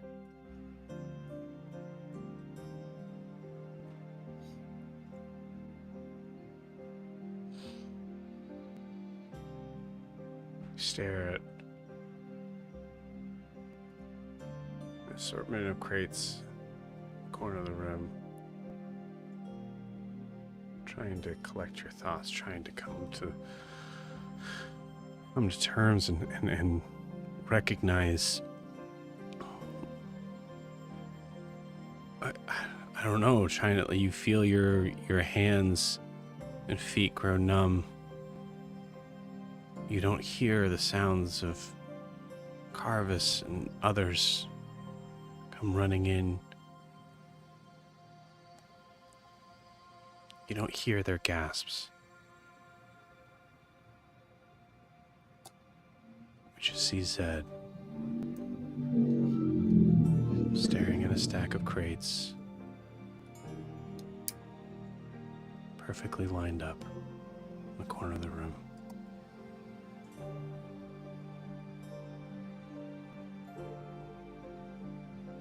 Everything else fades away.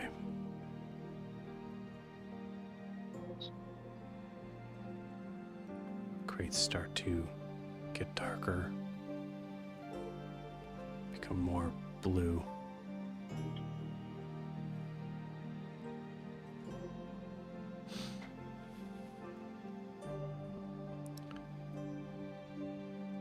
We hear the sound of the rain outside.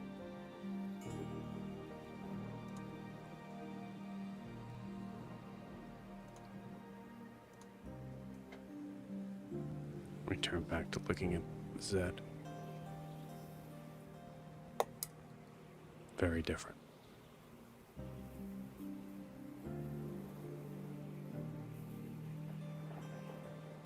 Staring at that same stack of crates.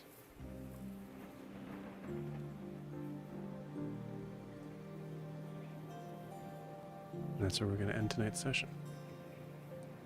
We'll see you guys next week.